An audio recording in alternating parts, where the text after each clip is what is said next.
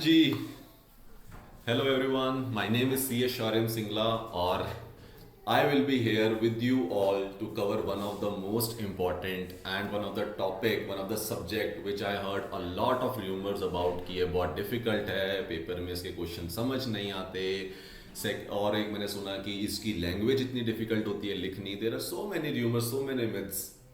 And ये नहीं है कि मैं बोलना चाह रहा हूँ आपको कि मेरी बात मानो और बिलीव करो कि ये मिथ नहीं है. What I am trying to say is कि हम अराउंड 20-25 डेज के लिए एक साथ इस सब्जेक्ट को पढ़ते हैं एंड उसके बाद यू टेल मी कि क्या वो सारे मिथ्स जो मैं बता रहा हूँ क्या वो एक्चुअली में सच है भी है या नहीं है.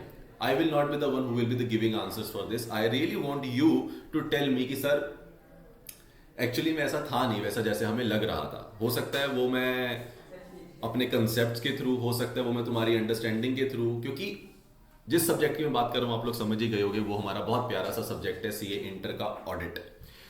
एंड आई ऑलवेज से कि you should learn audit with CASS, CA Sharim Singla. तो मैं आपकी पूरी पूरी हेल्प करूंगा उसको इजी बनाने में. दूसरा, ऑडिट को करने का तरीका है. ऑडिट अपने आप में हर कोई बंदा, हर कोई बच्चा क्या करेगा, ऑडिट को पढ़ेगा, लेकिन हो सकता है आप ऑडिट को उस तरीके से ना पढ़ो जिस तरीके से ऑडिट समझ आए. सर कैसे हो सकता है ऐसा? अगर मैं बात करूं तो ऑडिट के कुछ स्टैंडर्ड्स हैं जो लिंक्ड करके आपस में एक दूसरे के साथ जब जुड़ के समझ आते हैं तो उनकी अंडरस्टैंडिंग का लेवल बेटर हो जाता है. लेकिन अगर आपने उसको सेग्रीगेशन बेसिस पे पढ़ा तो आप कभी कभी क्या नहीं कर पाओगे, उसको सही तरीके से रिलेट नहीं कर पाओगे. नंबर 1. नंबर 2, अगर आप अपने ICI मॉड्यूल को फॉलो करते हो तो मॉड्यूल में जो उन्होंने बहुत अच्छे से मॉड्यूल हमारा सेग्रीगेटेड है मॉड्यूल 1 मॉड्यूल 2 की फॉर्म में, वी ऑल नो. और जो वो सेग्रीगेशन हो रखी है उसके अंदर उन्होंने स्टैंडर्ड्स को क्लब करके जो कैटेगरी के अंदर जो स्टैंडर्ड्स आ सकते थे एक साथ उनको वहां पे रखा है. लेकिन still there is certain area जहां पे हम बियॉन्ड दोस चैप्टर्स के जाके हमें क्या करना पड़ेगा, हमें कुछ स्टैंडर्ड्स को लिंक करना पड़ेगा जो शायद उस कैटेगरी में फॉल ना करते हो. तो आज उस टॉपिक में एक टॉपिक का लेक्चर जरूर रहेगा जिसको हम ट्राई करेंगे कवर करने की, वो भी एक टॉपिक रहेगा. तो अभी जो क्लास है हमारी, तो नंबर 1 तो आपको समझना पड़ेगा कि अगर ये फास्ट ट्रैक है, my full focus will be कि मैं आपको पूरी तरीके से अंडरस्टैंडिंग दूं, but with in a short time frame. मैं बहुत एक्सटेंडेड स्टोरीज नहीं बता सकता, मैं बहुत ज्यादा उसका प्रैक्टिकल रेलिवेंट नहीं बता सकता कि मैं स्टोरी को बहुत ज्यादा डीप जाके समझाऊं, लेकिन आई विल डेफिनेटली ट्राई कि मैं उतना समझाऊं कि आपको ऐसा ना लगे कि आपने कुछ मिस किया है. This will be my focus कि मैं आपको अंडरस्टैंडिंग भी दे दूं, मैं आपको याद भी करा दूं, मैं आपको पेपर कैसे आपने लिख के आना है ऑडिट का क्वेश्चन ये भी समझा दूं. एंड आई विल ट्राई कि मैं कुछ प्रैक्टिकल सिनेरियोज के क्वेश्चंस भी किसी अलग वीडियो में रिकॉर्ड करूं जो आपको इसी के ग्रुप बैच के साथ मिल जाएंगे, जिसमें सिर्फ क्वेश्चंस हम कवर कर लेंगे, सो दैट हमें पता चल जाए कि हमें आंसर्स को अटेम्प्ट कैसे करना है और ICA किस तरीके से आंसर्स को प्रेजेंट करता है. राइट, चलिए तो ये जर्नी शुरू करते हैं मेरे साथ में. अब अगर जो मैं जर्नी शुरू करने वाला हूं उसमें मैंने क्या करा है, आज के लेक्चर को 2 पार्ट्स में डिवाइड किया है. अभी हम सबसे पहले तो बिल्कुल बेसिक एक बारी कंसेप्ट्स ऑफ ऑडिट की बात कर लेते हैं जो बिल्कुल नैरेटिव लेवल पे हमें चाहिए, सो दैट हम एक बारी के लिए आपस में अलाइन हो जाए और हमें पता चल जाए कि हाँ हम ऑडिट पढ़ने वाले हैं. And then there will be a twist कि हम एक इक्वेशन सॉल्व करेंगे. हाँ जी, इक्वेशन. ऑडिट के अंदर हम एक इक्वेशन सॉल्व करेंगे जो यूजुअली आप लोगों ने सॉल्व नहीं करी होगी पहले. तो अगर उस इक्वेशन को आप लोगों ने समझ लिया, then I can tell you कि आपकी लेवल ऑफ अंडरस्टैंडिंग जो बिल्कुल बेसिक लेवल पे होनी चाहिए, जिससे आपके सारे आंसर्स का एक बेस बनता है ना, वो तैयार हो जाएगी. Sir can you vouch on this? Audit की डेट भी चल रही है यार, आज 31 अक्टूबर है, समझ के चलो. अगर आज ऑडिट की डेट चल रही है तो मान लो कि ये तो डेफिनेटली क्या होने वाली है, I will definitely vouch on it. ठीक है, चलो आ जाओ मेरे साथ. तो सबसे पहले शुरू करते हैं. सर क्या, सर आपने लिखा हुआ ये क्या sir, basic concepts of audit. अब यहां से शुरू करते हैं. चलिए तो क्या शुरू करते हैं, पहले सबसे पहले समझते हैं सर बहुत प्यारा सा, बहुत इजी से कंसेप्ट, सो दैट हमारी एक अंडरस्टैंडिंग लेवल पे हम बहुत क्लियर होकर चले और आपस में एक दूसरे से इतने अलाइन हो जाएं कि उसके बाद जो भी मैं समझाऊंगा आप लोगों को समझ आता जाएगा. चलिए तो sir basic concepts of audit की बात करते हैं. अब sir basic concepts of audit के अंदर जो हम समझने वाले हैं उसके अंदर हम क्या देखने वाले हैं. Sir basic concepts of audit के अंदर ना सबसे पहले आता है एक क्वेश्चन जो आप लोगों के माइंड में आना चाहिए. क्या sir, why audit and auditor. कि सर एक तो पहली बात है ये ऑडिट आया क्यों, और उसको करने के लिए सिर्फ ऑडिटर ही क्यों. ये तो किसी ने सर सवाल पूछा नहीं. सर इतना बेसिक लेवल से भी सीखेंगे, बिल्कुल यहां से ही सीखना जरूरी है. पहले तो क्वेश्चन आता है सर, 2 क्वेश्चन यहां पे सॉल्व करेंगे, why audit and auditor, and audit होता क्या है, व्हाट इज ऑडिट. अगर ये 2 आंसर्स हमें मिल गए, उसके आगे की जर्नी आप लोगों के लिए बिल्कुल आसान हो जाएगी. चलिए अब बात करते हैं sir why audit and auditor की. तो देखो अगर एक बात करते हैं, कंपनी है कौन sir, X limited. Let me change some colour. Sir एक कंपनी कौन सी है सर? कंपनी है सर, कंपनी एक्स लिमिटेड। अब एक एक्स लिमिटेड की कंपनी है तो इसको मैनेज कौन कर रहा होगा सर? उसकी मैनेजमेंट मैनेज कर रही होगी उसको। यस बिल्कुल सर। अगर उसकी मैनेजमेंट उसको मैनेज कर रही है, लेकिन बात आती है सर कि उसमें जो अमाउंट इन्वेस्ट कर रखी है, जो पैसा लगा रखे कंपनी ने, वो कौन है? वो तो उसके इन्वेस्टर्स होंगे, वो उसके शेयर होल्डर्स होंगे। तो सर शेयर होल्डर्स और इन्वेस्टर्स का पैसा लगा हुआ है। अब पैसा लगा हुआ है कंपनी के अंदर, मैनेजमेंट उसको कर रही है मैनेज। तो क्या मैनेजमेंट और शेयर होल्डर सेम होते हैं? नहीं सर। तो इसका मतलब किसी थर्ड पार्टी ने पैसा लगा रखा है कंपनी के अंदर। जैसे मैं मान लो किसी कंपनी का शेयर होल्डर हूं, आप किसी कंपनी के शेयर होल्डर हो, तो हमने उस कंपनी में पैसा लगा रखा है। बट क्या हम उसके डेली ऑपरेशन में, उसकी स्ट्रेटेजीज में, उसके डिसीजंस में वो क्या कर रही है हमारे पैसे के साथ, क्या हमें पता चलता है? पूरे थ्रू आउट द ईयर नहीं पता चलता। तो हमें जो जानना पड़ेगा, भाई मैंने अगर पैसा लगाया तो मुझे चाहिए उसका आंसर। तो उसका आंसर जानने के लिए अब क्या है, मैं पूछता हूं मैनेजमेंट से about the use of the funds throughout the year, कि भाई मैनेजमेंट मुझे जानना है as an investor, I am interested to know कि तूने मेरे पैसे के साथ किया क्या, मेरा पैसा कहां कहां लगा, मेरे पैसे के साथ प्रॉफिट हुआ या लॉस हुआ, what happens with my money. तो मेरे फंड्स के साथ क्या हुआ? तो मेरा क्वेश्चन है कि क्या मेरे बताओ कि मेरे फंड जो मैंने आपको फंड्स लगा रखे कंपनी में, उसमें एसेट्स और कंपनी की लाइबिलिटीज, कंपनी को प्रॉफिट और कंपनी लॉस हुआ, मतलब company through out the year के बाद क्या रिजल्ट है मेरे पैसे का। तो मुझे ये जानना है कि हाँ जी कुछ पैसा हमारा एसेट्स में है जी, हमने कंपनी ने एसेट बनाया है, कंपनी ने लाइबिलिटीज बनाई है, कंपनी के पास पैसा आना है, कंपनी ने प्रॉफिट किया है, कंपनी ने लॉस किया, मतलब कहीं ना कहीं मुझे तो इन सब चीजों में इंटरेस्ट होगा। अब मुझे वो जानना है। अब क्वेश्चन आता है कि क्या कंपनी कहेगी ठीक है कोई बात नहीं, मतलब आपको फाइनेंशियल स्टेटमेंट चाहिए मुझसे, तो मैं प्रिपेयर करके दे देती हूं। तो रिस्पॉन्सिबिलिटी किसकी आती है फाइनेंशियल स्टेटमेंट प्रिपेयर करने की? सर मैनेजमेंट की। वेरी नाइस, बहुत अच्छा पॉइंट आप लोगों ने सॉल्व कर लिया। पहला प्रिपरेशन की रिस्पॉन्सिबिलिटी किसकी आती है? सर मैनेजमेंट की आती है। फाइनेंशियल स्टेटमेंट हमेशा मैनेजमेंट बना के देता है। बहुत बढ़िया सर मैनेजमेंट का। लेकिन बात ये होती है कि मैनेजमेंट भी ये सोचेगा कि सर मेरा भी तो वेस्ट, हम सोचेंगे कि यार मैनेजमेंट का वेस्टेड इंटरेस्ट भी तो हो सकता है बिजनेस के अंदर। मतलब मैनेजमेंट अगर मान लो इस तरीके से कि मैनेजमेंट का पैसा बढ़ेगा जब कंपनी का रेवेन्यू बढ़ेगा, या कंपनी एक अच्छा प्रॉफिट अर्न करेगी, तो प्रॉफिट ज्यादा दिखाने के लिए हो सकता है मैनेजमेंट कुछ मैनिपुलेशन कर दे, हो सकता है कोई फिक्टिशियस बिल्स काट दे,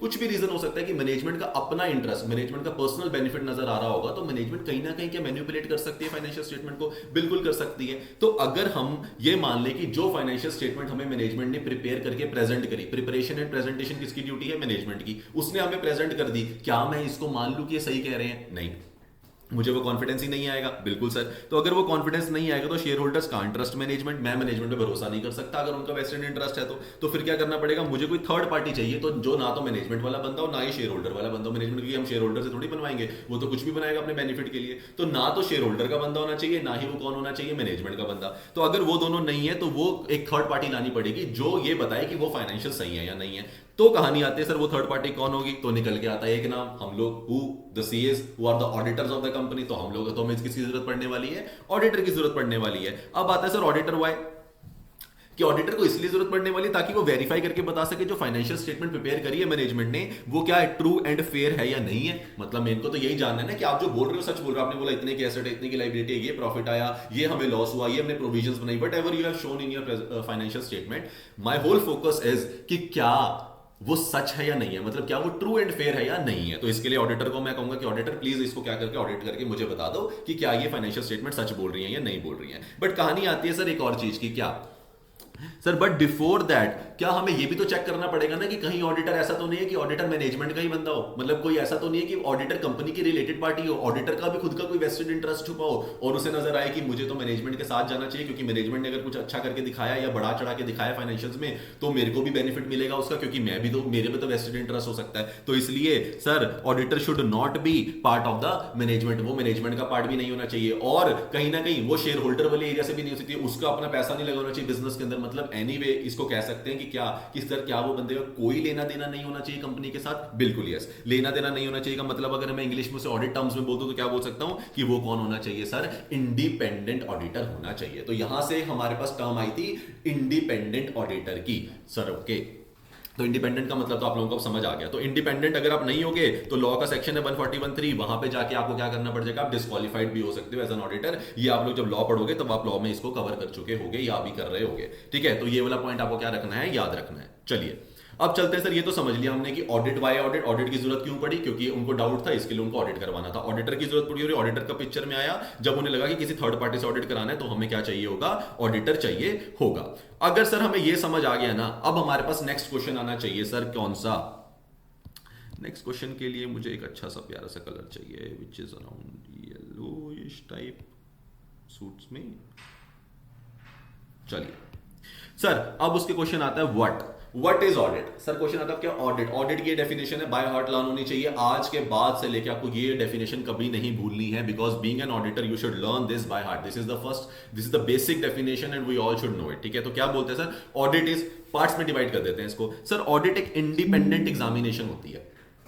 क्या होती है ऑडिट? सर इंडिपेंडेंट एग्जामिनेशन पढ़ के क्या इंडिपेंडेंट ऑडिटर करता है? बिल्कुल करता है। क्या वो इंडिपेंडेंटली एग्जामिन करेगा? उसको करेगा। किसको करेगा? किसकी करेगा इंडिपेंडेंट एग्जामिनेशन? Sir financial. अब स्टेटमेंट नहीं है यहां पे, क्योंकि स्टेटमेंट एक पर्टिकुलर वर्ड हो जाता है, तो हमने बोला सारी की सारी फाइनेंशियल इंफॉर्मेशन। तो कौन सा वर्ड है यहां पे ध्यान रखेंगे? Financial information. तो सर ऑडिटर पहले तो क्या करेगा? इंडिपेंडेंट एग्जामिनेशन करेगा। किसकी करेगा? फाइनेंशियल इंफॉर्मेशन की करेगा। कर ली सर उसने। उसमें क्या आता है? Balance sheet, PNL, CFS, any other thing जो भी आनी होती है सब आ जाती है फाइनेंशियल इंफॉर्मेशन के अंदर। किसकी करेगा? किसी एंटिटी की करेगा। बिल्कुल करेगा सर, ये भी क्लियर हो गया। तो audit is an independent examination of financial information of an entity.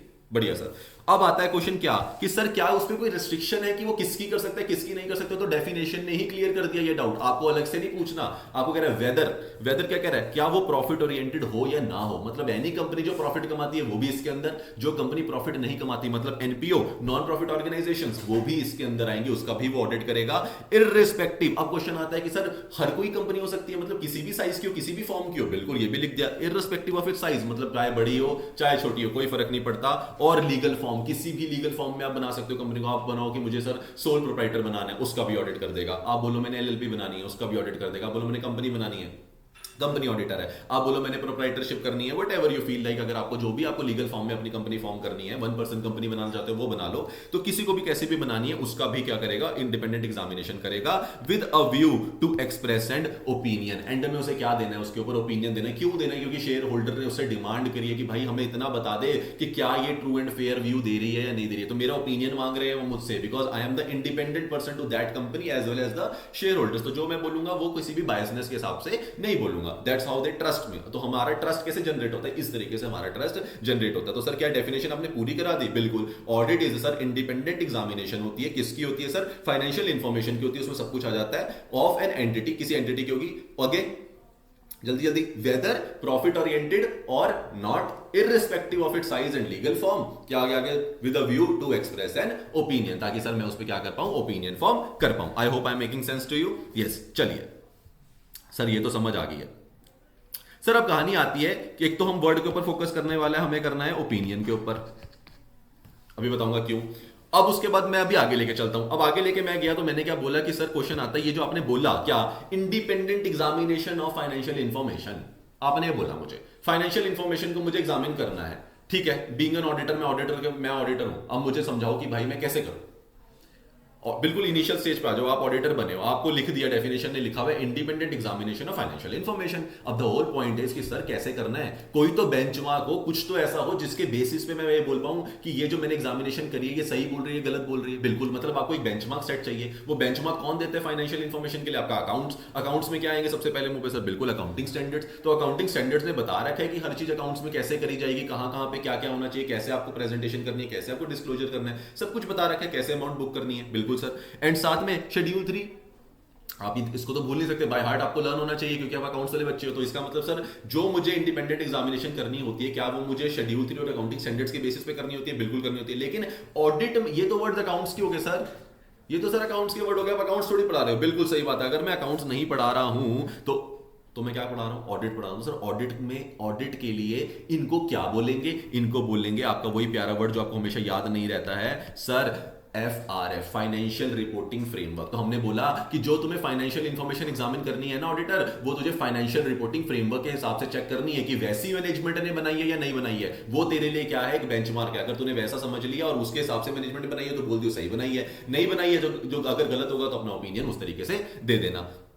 Sir ठीक है, लेकिन अकाउंटिंग स्टैंडर्ड और शेड्यूल 3 के लिए कौन सा सेक्शन है लॉ के अंदर? Section number 129। याद रखने की जरूरत नहीं है, बट अच्छी बात है अगर आपको पता होगा तो और कॉन्फिडेंस आप आंसर लिख के आ सकते हो। ठीक है सर। तो सर फाइनेंशियल रिपोर्टिंग फ्रेमवर्क की बात होगी, लेकिन सर एक ना छोटा सा डाउट आ रहा है किसी बच्चे के मन में, मेरे को भी वो जानना है वो क्वेश्चन। बताओ आपको मन में वो डाउट आना चाहिए कि सर अब तक ना जितना भी मैंने ऑडिट को पढ़ा, हल्का फुल्का ही सर मैंने पढ़ा होगा, मुझे बहुत ज्यादा तो नहीं आता मान के चलो, लेकिन अगर मान लो मैंने पढ़ा है तो मुझे ना एक वर्ड है, ये ना हमेशा सर हर जगह पे लिखा हुआ है, applicable financial reporting framework, AFRF बोला जाता है सर इसको। आपने सिर्फ FRF बोला, ए नहीं बोला। नाइस क्वेश्चन, बिल्कुल बहुत अच्छा क्वेश्चन। अगर किसी के माइंड में आया तो आई एम वेरी इंप्रेस्ड कि सर आपने क्यों नहीं बोला इसको ये एप्लीकेबल फाइनेंशियल रिपोर्टिंग फ्रेमवर्क, क्योंकि आपको समझना पड़ेगा ये एप्लीकेबल वर्ड वहां पे है क्यों। मैंने इसलिए नहीं बोला क्योंकि अगर मैं आपको मैं समझाना चाहता हूं कि why it is called as AFRF, इसे फाइनेंशियल रिपोर्टिंग फ्रेमवर्क ना बोल के एप्लीकेबल फाइनेंशियल रिपोर्टिंग फ्रेमवर्क बोलने की जरूरत क्यों पड़ी, क्योंकि समझो इसके अंदर जो ये वाली लाइन थी ना प्यारी सी, जिसको आप लोगों ने मिस कर दिया, क्या प्रॉफिट ओरिएंटेड और नॉट, मतलब एनपीओ मतलब या तो प्रॉफिट ऑर्गेनाइजेशन या नॉन प्रॉफिट ऑर्गेनाइजेशन। अब इसका कहने का मतलब ये है कि हर किसी का financial reporting framework can be different. Profit organisation के लिए एफआरएफ कुछ और बना हुआ है, नॉन प्रॉफिट के लिए हो सकता है कुछ और बना हुआ हो, मतलब जैसी ऑर्गेनाइजेशन होगी उसका वैसा वैसा फाइनेंशियल रिपोर्टिंग फ्रेमवर्क होगा। तो इसलिए वर्ड डाला क्या कि हमें नहीं पता, हम तो सबको ऑडिट करने वाले हैं, तो कल आने पे कोई भी कंपनी कोई भी लीगल फॉर्म में एंटिटी हो सकती है, प्रॉफिट हो सकती है, नॉन प्रॉफिट हो सकती है। इसलिए बोला गया कि एप्लीकेबल जो भी उस वाली एंटिटी की लीगल फॉर्म साइज और प्रॉफिट ओरिएंटेड है या नहीं है को सोचते हुए जो भी एप्लीकेबल लग रहा होगा फाइनेंशियल रिपोर्टिंग फ्रेमवर्क, उसके बेसिस पे मुझे क्या करना है, चेक करना है और ये बताना है कि क्या वो ट्रू एंड फेयर व्यू दे रही है या नहीं दे रही है, मतलब प्रॉफिट ओरिएंटेड या नहीं है, जो भी डिफरेंस है उसको क्या हम करते हैं, उसकी वजह से जो होता है वो एप्लीकेबल बन जाता है। इसलिए वर्ड पूरा क्या है, हमेशा यही बोलेंगे एप्लीकेबल फाइनेंशियल रिपोर्टिंग फ्रेमवर्क। अरे सर क्या बात है, ये नया था सर, कुछ ऐसा था क्या सर? अगर आपने ये बता दिया एप्लीकेबल फाइनेंशियल रिपोर्टिंग फ्रेमवर्क के बारे में बता ही दिया है ना, तो ये भी बता दो कि फाइनेंशियल रिपोर्टिंग फ्रेमवर्क एप्लीकेबल वाले के अंदर आता क्या है, कि ऑडिटर ये तो बोल देगा अच्छा तुमने बोल दिया एप्लीकेबल फाइनेंशियल रिपोर्टिंग फ्रेमवर्क के बेसिस पे चेक करके मुझे बता दो कि सही है या नहीं है। अरे भाई एप्लीकेबल फाइनेंशियल रिपोर्टिंग फ्रेमवर्क में चेक करना क्या है सर, मतलब अकाउंटिंग स्टैंडर्ड और आपने बोला शेड्यूल 3 चेक करना है, बिल्कुल करना है। उसके अंदर क्या करना है, हाँ सर अकाउंटिंग स्टैंडर्ड्स को तो चेक कर लेंगे, जो स्टैंडर्ड्स की प्रोविजंस है उसके बेसिस पे अप्लाई करके देख लेंगे। यस सर शेड्यूल 3 के हिसाब से क्या था, तो इसको मर्ज करके आंसर बना दिया क्या, एएफआरएफ में एपीएडीएईआईटी, क्या बोलना है एपीएडीएईआईटी, बोल दो जल्दी से एपीएडीएईआईटी। यस तो एपी क्या है सर, अकाउंटिंग पॉलिसी। सर उसके अंदर क्या चेक करना है कि सब कुछ अकाउंटिंग पॉलिसी जो होनी चाहिए वैसी है या नहीं है, कंसिस्टेंटली फॉलो करी या नहीं करी, और अगर कुछ चेंज करा अकाउंटिंग पॉलिसी में तो क्या उसको अकाउंट फॉर कर लिया। सर क्या क्या याद रखेंगे एक लाइन, मैं हमेशा ये लाइन को ऐसे ही बोलूंगा, क्यों, क्योंकि ऐसे ही लिखनी होती है। सर क्या मतलब अकाउंटिंग पॉलिसी के बारे में जब भी आपको लिखना पड़े तो आपको क्या लिखना है कि वेदर अकाउंटिंग पॉलिसीज जो आपने अप्लाई करी वो सही अप्लाई करी या नहीं करी, पहला तो क्वेश्चन यही है। उसके बाद कंसिस्टेंटली अप्लाई करते आ रहे हो या नहीं आ रहे हो, मतलब हमेशा से आपने वही करी है, पर there is a possibility of change. लेकिन अगर आपने चेंज करी है तो क्या आपने उसका चेंज क्या कर लिया हो, अकाउंट फॉर कर लिया हो, मतलब उसकी बेसिस पे जो भी एडजस्टमेंट्स करनी है फाइनेंशियल में क्या आपने वो कर ली है या नहीं कर ली है। तो इसको मैं पूरा का पूरा कैसे बोलता हूं, इस तरीके से, मतलब सही तरीके से लगाई हो, कंसिस्टेंटली फॉलो करी हो, और अगर चेंज करा है तो चेंज को अकाउंट फॉर कर लिया हो। ये मेरा हो गया एपी। एडी क्या है सर, अकाउंटिंग डिस्क्लोजर्स, तो आपने डिस्क्लोजर सही तरीके से देने होने चाहिए। ए क्या है, अकाउंटिंग एस्टीमेट्स, एपी का भाई एडी, ए का भाई एडी, वैसे एपी एडी ए जैसे मर्जी याद कर लो, एपी ए एडी करना है वैसे कर लो। तीन हो गए, accounting policies, accounting estimates, accounting disclosures, बहुत बढ़िया। आई से क्या है सर, और टी से क्या है सर? आई से है सर इन्फॉर्मेशन, जितनी भी इन्फॉर्मेशन है वो सही तरीके से होनी चाहिए, जो भी फाइनेंशियल इन्फॉर्मेशन है वो पूरी की पूरी होनी चाहिए। तो ये हो गया हमारा इन्फॉर्मेशन कि मतलब एप्लीकेबल फाइनेंशियल रिपोर्टिंग फ्रेमवर्क के अंदर क्या है, एपी क्या है, अकाउंटिंग पॉलिसी सही हो, अकाउंटिंग डिस्क्लोजर सही हो, अकाउंटिंग एस्टीमेट सही हो, information related to everything will be correct, reliable होनी चाहिए, सही तरीके से होनी चाहिए। और लास्ट में क्या है हमारा टी से क्या है, टर्मिनोलॉजी। मतलब टर्मिनोलॉजी क्या होता है सर, इसके अंदर टर्मिनोलॉजी होता है कि आपने बैलेंस शीट को बैलेंस शीट ही बोला है, प्रॉफिट एंड लॉस अकाउंट को statement of profit and loss account ही बोला है, कैश फ्लो स्टेटमेंट को सीएफएस बोला है। मतलब जो आपने टर्मिनोलॉजीज यूज करी है वो वही टर्मिनोलॉजीज हो जो हमारे को एज पर एएफआरएफ हम लोग बनाते हैं। तो मतलब बनाते हैं ना कि financial statement as at 31 March this, तो वो इस तरीके से ही होनी चाहिए। मतलब टर्मिनोलॉजी शुड बी करेक्ट, जो हम यूज करते हैं वही टर्मिनोलॉजी में मैनेजमेंट को बनानी है। मतलब मैनेजमेंट अपने हिसाब से नहीं बोल सकता कि वो कहेगा कि मैंने बैलेंस शीट को प्रॉफिट एंड लॉस अकाउंट दूंगा, प्रॉफिट एंड लॉस अकाउंट को बैलेंस शीट का नाम दूंगा, आप ऐसा नहीं कर सकते। सर बहुत बढ़िया। अब आता है सर जो आपने एएफआरएफ की बात करी, क्या ये पूरी की पूरी सोल रिस्पांसिबिलिटी मेरी ऑडिटर की ही है? नहीं नहीं नहीं नहीं, याद रखना ऐसा नहीं है। अगर ये एएफआरएफ ऑडिटर को बताए गए तो ये एएफआरएफ मैनेजमेंट को भी बताए गए। अच्छा सर मतलब जो ये एएफआरएफ है ना, मैनेजमेंट को बोला भाई आपने इसको adopt by the management to prepare, कि आपको इसको अडॉप्ट करना है, मतलब इसको अपने पास रखना है, इसको ये भूल नहीं जाना, ये आपका अडॉप्टेड सन है, आपको इसको लगा के ही अपनी फाइनेंशियल्स बनाने हैं हमेशा, मतलब इसको फॉलो करना है, तभी तो मैं उस बेंचमार्क को चेक कर पाऊंगा कि आपने उसको सही फॉलो किया या नहीं फॉलो किया। बहुत बढ़िया सर। और क्या सिर्फ अडॉप्टेड होने चाहिए? नहीं सर, एक्सेप्टेबल भी होने चाहिए। एक्सेप्टेबल किस किस बेसिस पे होते हैं एएफआरएफ? एक्सेप्टेबल बोला जाता है कि आपको मानना है कि आपकी एएफआरएफ एक्सेप्टेबल है based on the nature of entity. मतलब आपका जैसा काम है, वही मैंने बोला जैसे प्रॉफिट ओरिएंटेड थी या नहीं थी, आपका जैसा भी काम है, जो आपकी नेचर है वर्क की, उसके बेसिस पे वो एक्सेप्टेबल होने चाहिए। और आपके फाइनेंशियल स्टेटमेंट के ऑब्जेक्टिव को क्या करने चाहिए, based on the objective of the financial statement के ऑब्जेक्टिव के अकॉर्डिंगली एक्सेप्टेबल होने चाहिए। या फिर लॉ ने जैसा बोला है वैसा आपको करना है तो आप वैसा भी कर सकते हो, उसके बेसिस पे आपके क्या होते हैं, एक्सेप्टेबल होते हैं। क्या? फाइनेंशियल रिपोर्टिंग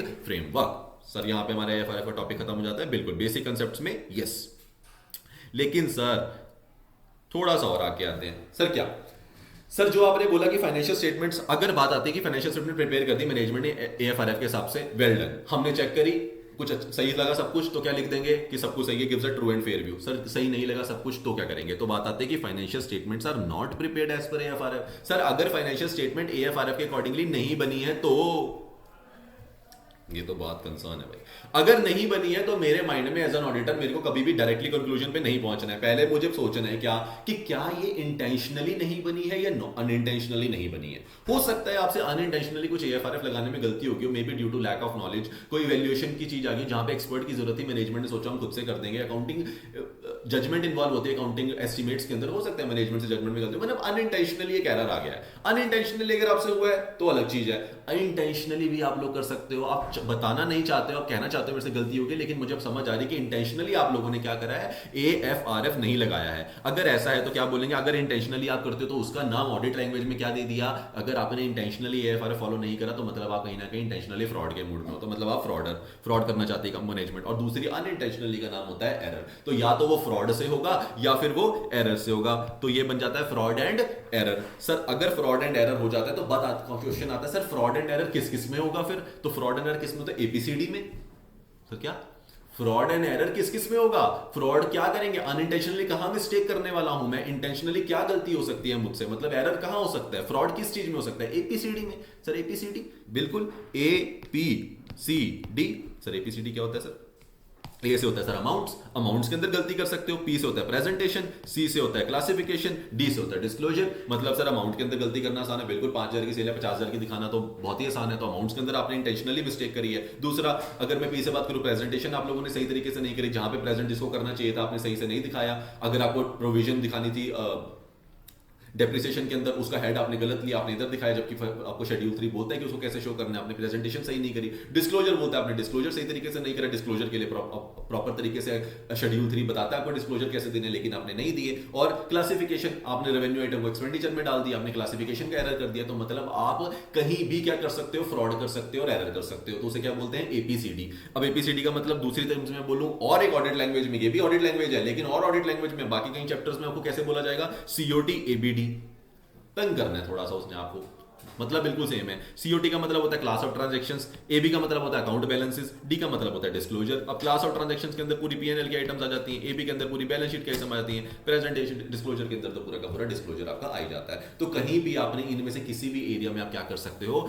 फ्रॉड और एरर कर सकते हो। इसका मतलब आपने उसे एएफआरएफ के हिसाब से नहीं किया होगा। सर बहुत बढ़िया। अब सर कहानी आती है कि इस डिफरेंस को क्या बोला जाता है?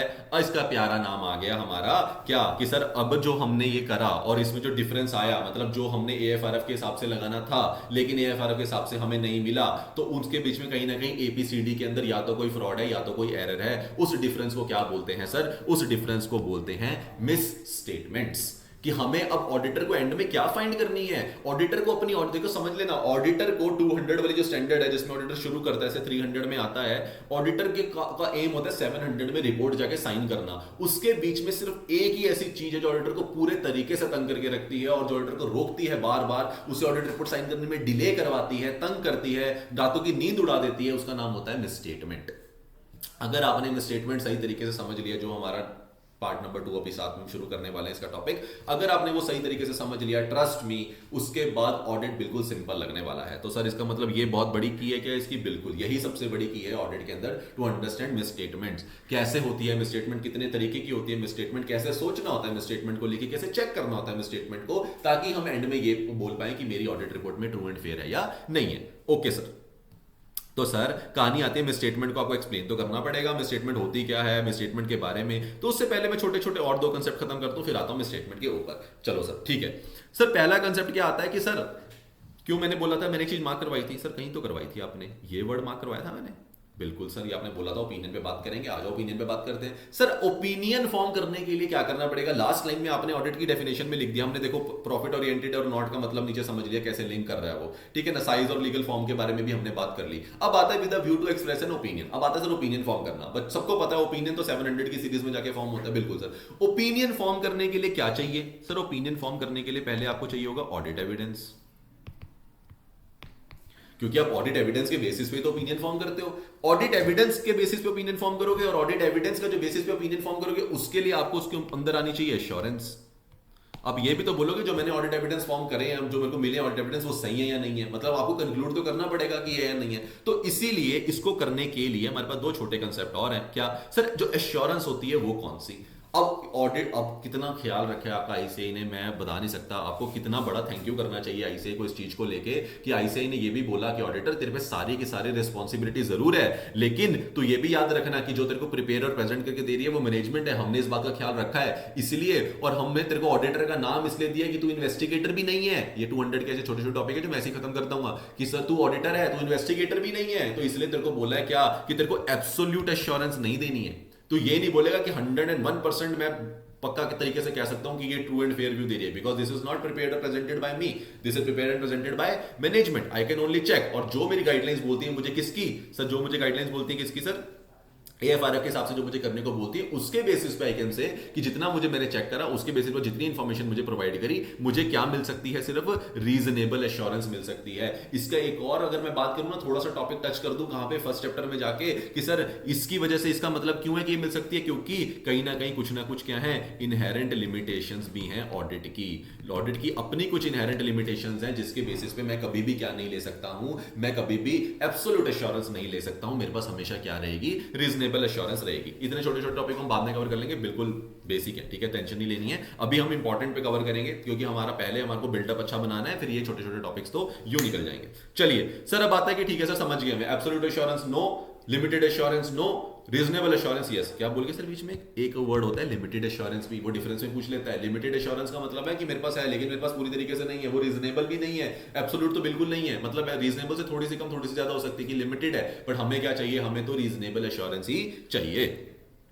सर अब रीजनेबल एश्योरेंस चाहिए किसके ऊपर सर, ऑडिट एविडेंस के ऊपर। तो ऑडिट एविडेंस क्या सर, ऑडिट एविडेंस को कोई भी ऑडिट एविडेंस कुछ मतलब जो भी मिला वो ऑडिट एविडेंस मान लूं, नहीं, उसकी भी एक टर्म है। देखो ऑडिट ने कुछ नहीं किया, ऑडिट ने हर टर्म को डिफाइन किया। अब आप बोलो सर कैसा भी ऑडिट एविडेंस हो सकता है, पर उस ऑडिट एविडेंस को मैं कैसे बाइफरकेट करूं कि वो कैसा ऑडिट एविडेंस है। बिल्कुल nice question, very nice question sir. मतलब की बात सिंपल है सर कि वो S&A होना चाहिए सर, क्या होना चाहिए, Q होना चाहिए सर वेट सर, इतनी छोटी टर्म्स में मत बात, अरे तुम लोग मुझसे ऐसी बात करोगे, कल तुम लोग मुझे बोलोगे SAAE, अभी कुछ बच्चे बोल भी चुके होंगे मेरे होते होते क्या कि सर SAAE होते हैं ऑडिट एविडेंस। अरे मतलब सर S का मतलब क्या है sir, sufficient and appropriate, S and A मतलब सफिशिएंट एंड एप्रोप्रिएट, मतलब कहीं ना कहीं वो क्वांटिटी वाइज और क्वालिटी वाइज उतना अच्छा एविडेंस होना चाहिए कि मैं उसको बोल सकूं कि हाँ ये एक अच्छा ऑडिट एविडेंस है जिसके बेसिस पे मुझे रीजनेबल एश्योरेंस मिल रही है, ये कहने के लिए कि ये ट्रू एंड फेयर व्यू दे रहा है। इसका मतलब वो जो लास्ट लाइन में मैंने बोला क्या कि सर मेरे को ओपिनियन फॉर्म करना है तो मेरा ओपिनियन फॉर्म हो जाएगा अगर मुझे SAAE मिल गए, sufficient and appropriate audit evidence मिल गए, रीजनेबल एश्योरेंस मिल रही है, और मैं कर लूंगा। लेकिन उसमें एक और वर्ड आता है, किसके बेसिस पे ढूंढने हैं आपको सर, किसके बेसिस पे आपको ऑडिट एविडेंस ढूंढना है, किसके बेसिस पे आपको रीजनेबल एश्योरेंस चाहिए, किस चीज पे चाहिए, उस चीज ही का तो नाम था क्या सर, मिसस्टेटमेंट। कि वो जो मिसस्टेटमेंट अगर इंटेंशनली गलत किसी करने की वजह से कहीं ना कहीं कोई मिसस्टेटमेंट हुई है, क्या उसके लिए मेरे पास इनफ मतलब sufficient and appropriate audit evidence क्या मेरे पास एग्जिस्ट करते हैं, और अगर करते हैं तो क्या मेरे को उसके ऊपर रीजनेबल एश्योरेंस है जिससे मैं ये बोल सकता हूं, क्या बोल सकता हूं कि ये ट्रू एंड फेयर व्यू दे रही है। उस मिसस्टेटमेंट को क्या सिर्फ मिसस्टेटमेंट बोला गया, क्या सिंपल मिसस्टेटमेंट से कोई छोटी मोटी मिसस्टेटमेंट के ऊपर भी मुझे इतना बड़ा व्यू देना पड़ेगा, इतना बड़ा ओपिनियन फॉर्म करने की जरूरत है। तो क्वेश्चन आता है सर नहीं, ये बोला गया है, वर्ड का ध्यान रखना, ये सिर्फ 1 M नहीं है, अगर 1 M होता तो काम बहुत आसान हो जाता, लेकिन सर ये तो 2 M है। 2 M का मतलब है सर एक मटेरियल एक मिसस्टेटमेंट, मतलब उस मिसस्टेटमेंट की जो वैल्यू है वो इतनी ज्यादा बढ़ा दी उसे मटेरियल लगाने के बाद। लेकिन सर क्वेश्चन इतना सा आता है कि मटेरियल कैसे बनती है कोई मिसस्टेटमेंट में, कब मुझे पता चल जाएगा कि वो मटेरियल बन जाएगी। सबसे इंपॉर्टेंट क्वेश्चन तो यही है मेरे लिए पूरे ऑडिट का और आप सबसे, कि कैसे और कब पता चलता है कि ये वाली जो मिसस्टेटमेंट मैंने चेक कर रहा हूं, ये मिसस्टेटमेंट क्या हो गई है, ये मिसस्टेटमेंट मटेरियल हो गई है। सर मतलब सर कब का मतलब क्या मतलब है आपका, जब मिलेगी उसके बेसिस पे डिसाइड कर लेंगे। Genuine answer. सर मैंने क्लाइंट को बुलाया, स्टैंडर्ड 200 से शुरू होती है कहानी, उसमें तो ओवरऑल ऑब्जेक्टिव की बात करता है वो पीछे mind of the behind the mind में रहना चाहिए कि ओवरऑल ऑब्जेक्टिव मेरा क्या है, मुझे इंडिपेंडेंट रहना है, मुझे इंटीग्रिटी से काम करना है, मुझे ऑनेस्ट रहना है, everything everything everything behind my back. Professional scepticism पढ़ेंगे, 11 चैप्टर में आ गया वो टॉपिक, पहले फर्स्ट इनिशियल में ही होना चाहिए लेकिन वो 11th में है। प्रोफेशनल स्केप्टिज्म क्या होता है, अलर्ट रह के करेंगे, अच्छे से करेंगे, बहुत विजिलेंट रहेंगे, बढ़िया तरीके से करेंगे, इन्वेस्टिगेटर नहीं बनेंगे, वॉचडॉग रहेंगे, सारी चीजें पढ़ेंगे।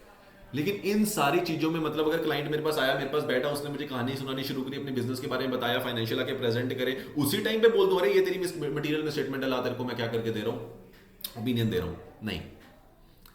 क्या मतलब 200 के अंदर से 200 की सीरीज तक क्या मुझे पता चल जाता है मटेरियल में स्टेटमेंट के बारे में? नहीं। क्या सर 300 में पता चल जाता है? कुछ बच्चे बोलेंगे हाँ सर, लेकिन वहीं आप गलत हो sir.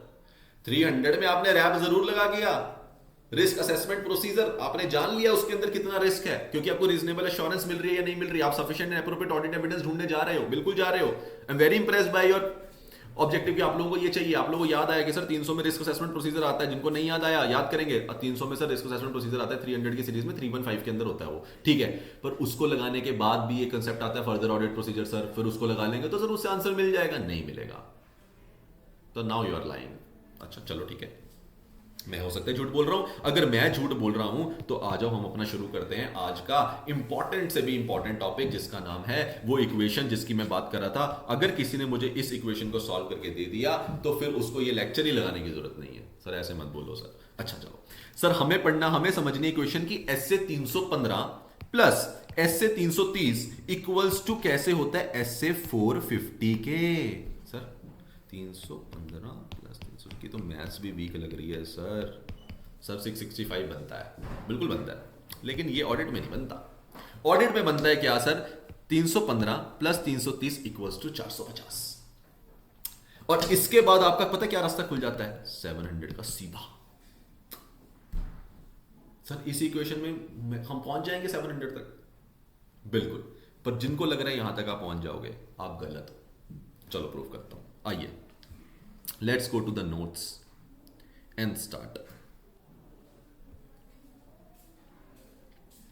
Give me a second.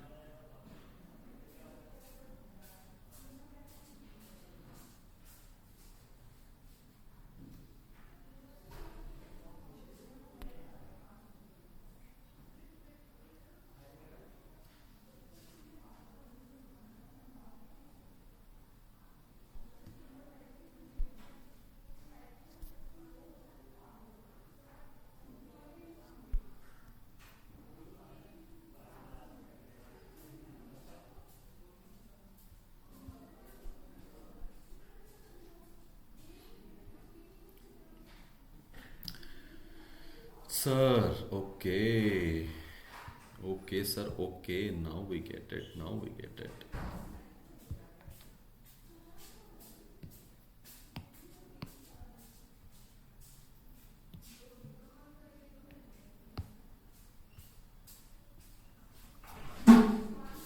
Now we get it. Now we get it. आइए चलिए, तो क्या करेंगे सर, वो जो आपने इक्वेशन बताई है ना, बस वो समझा दो और आज का टॉपिक खत्म कर दो। आ जाओ जी मेरे साथ।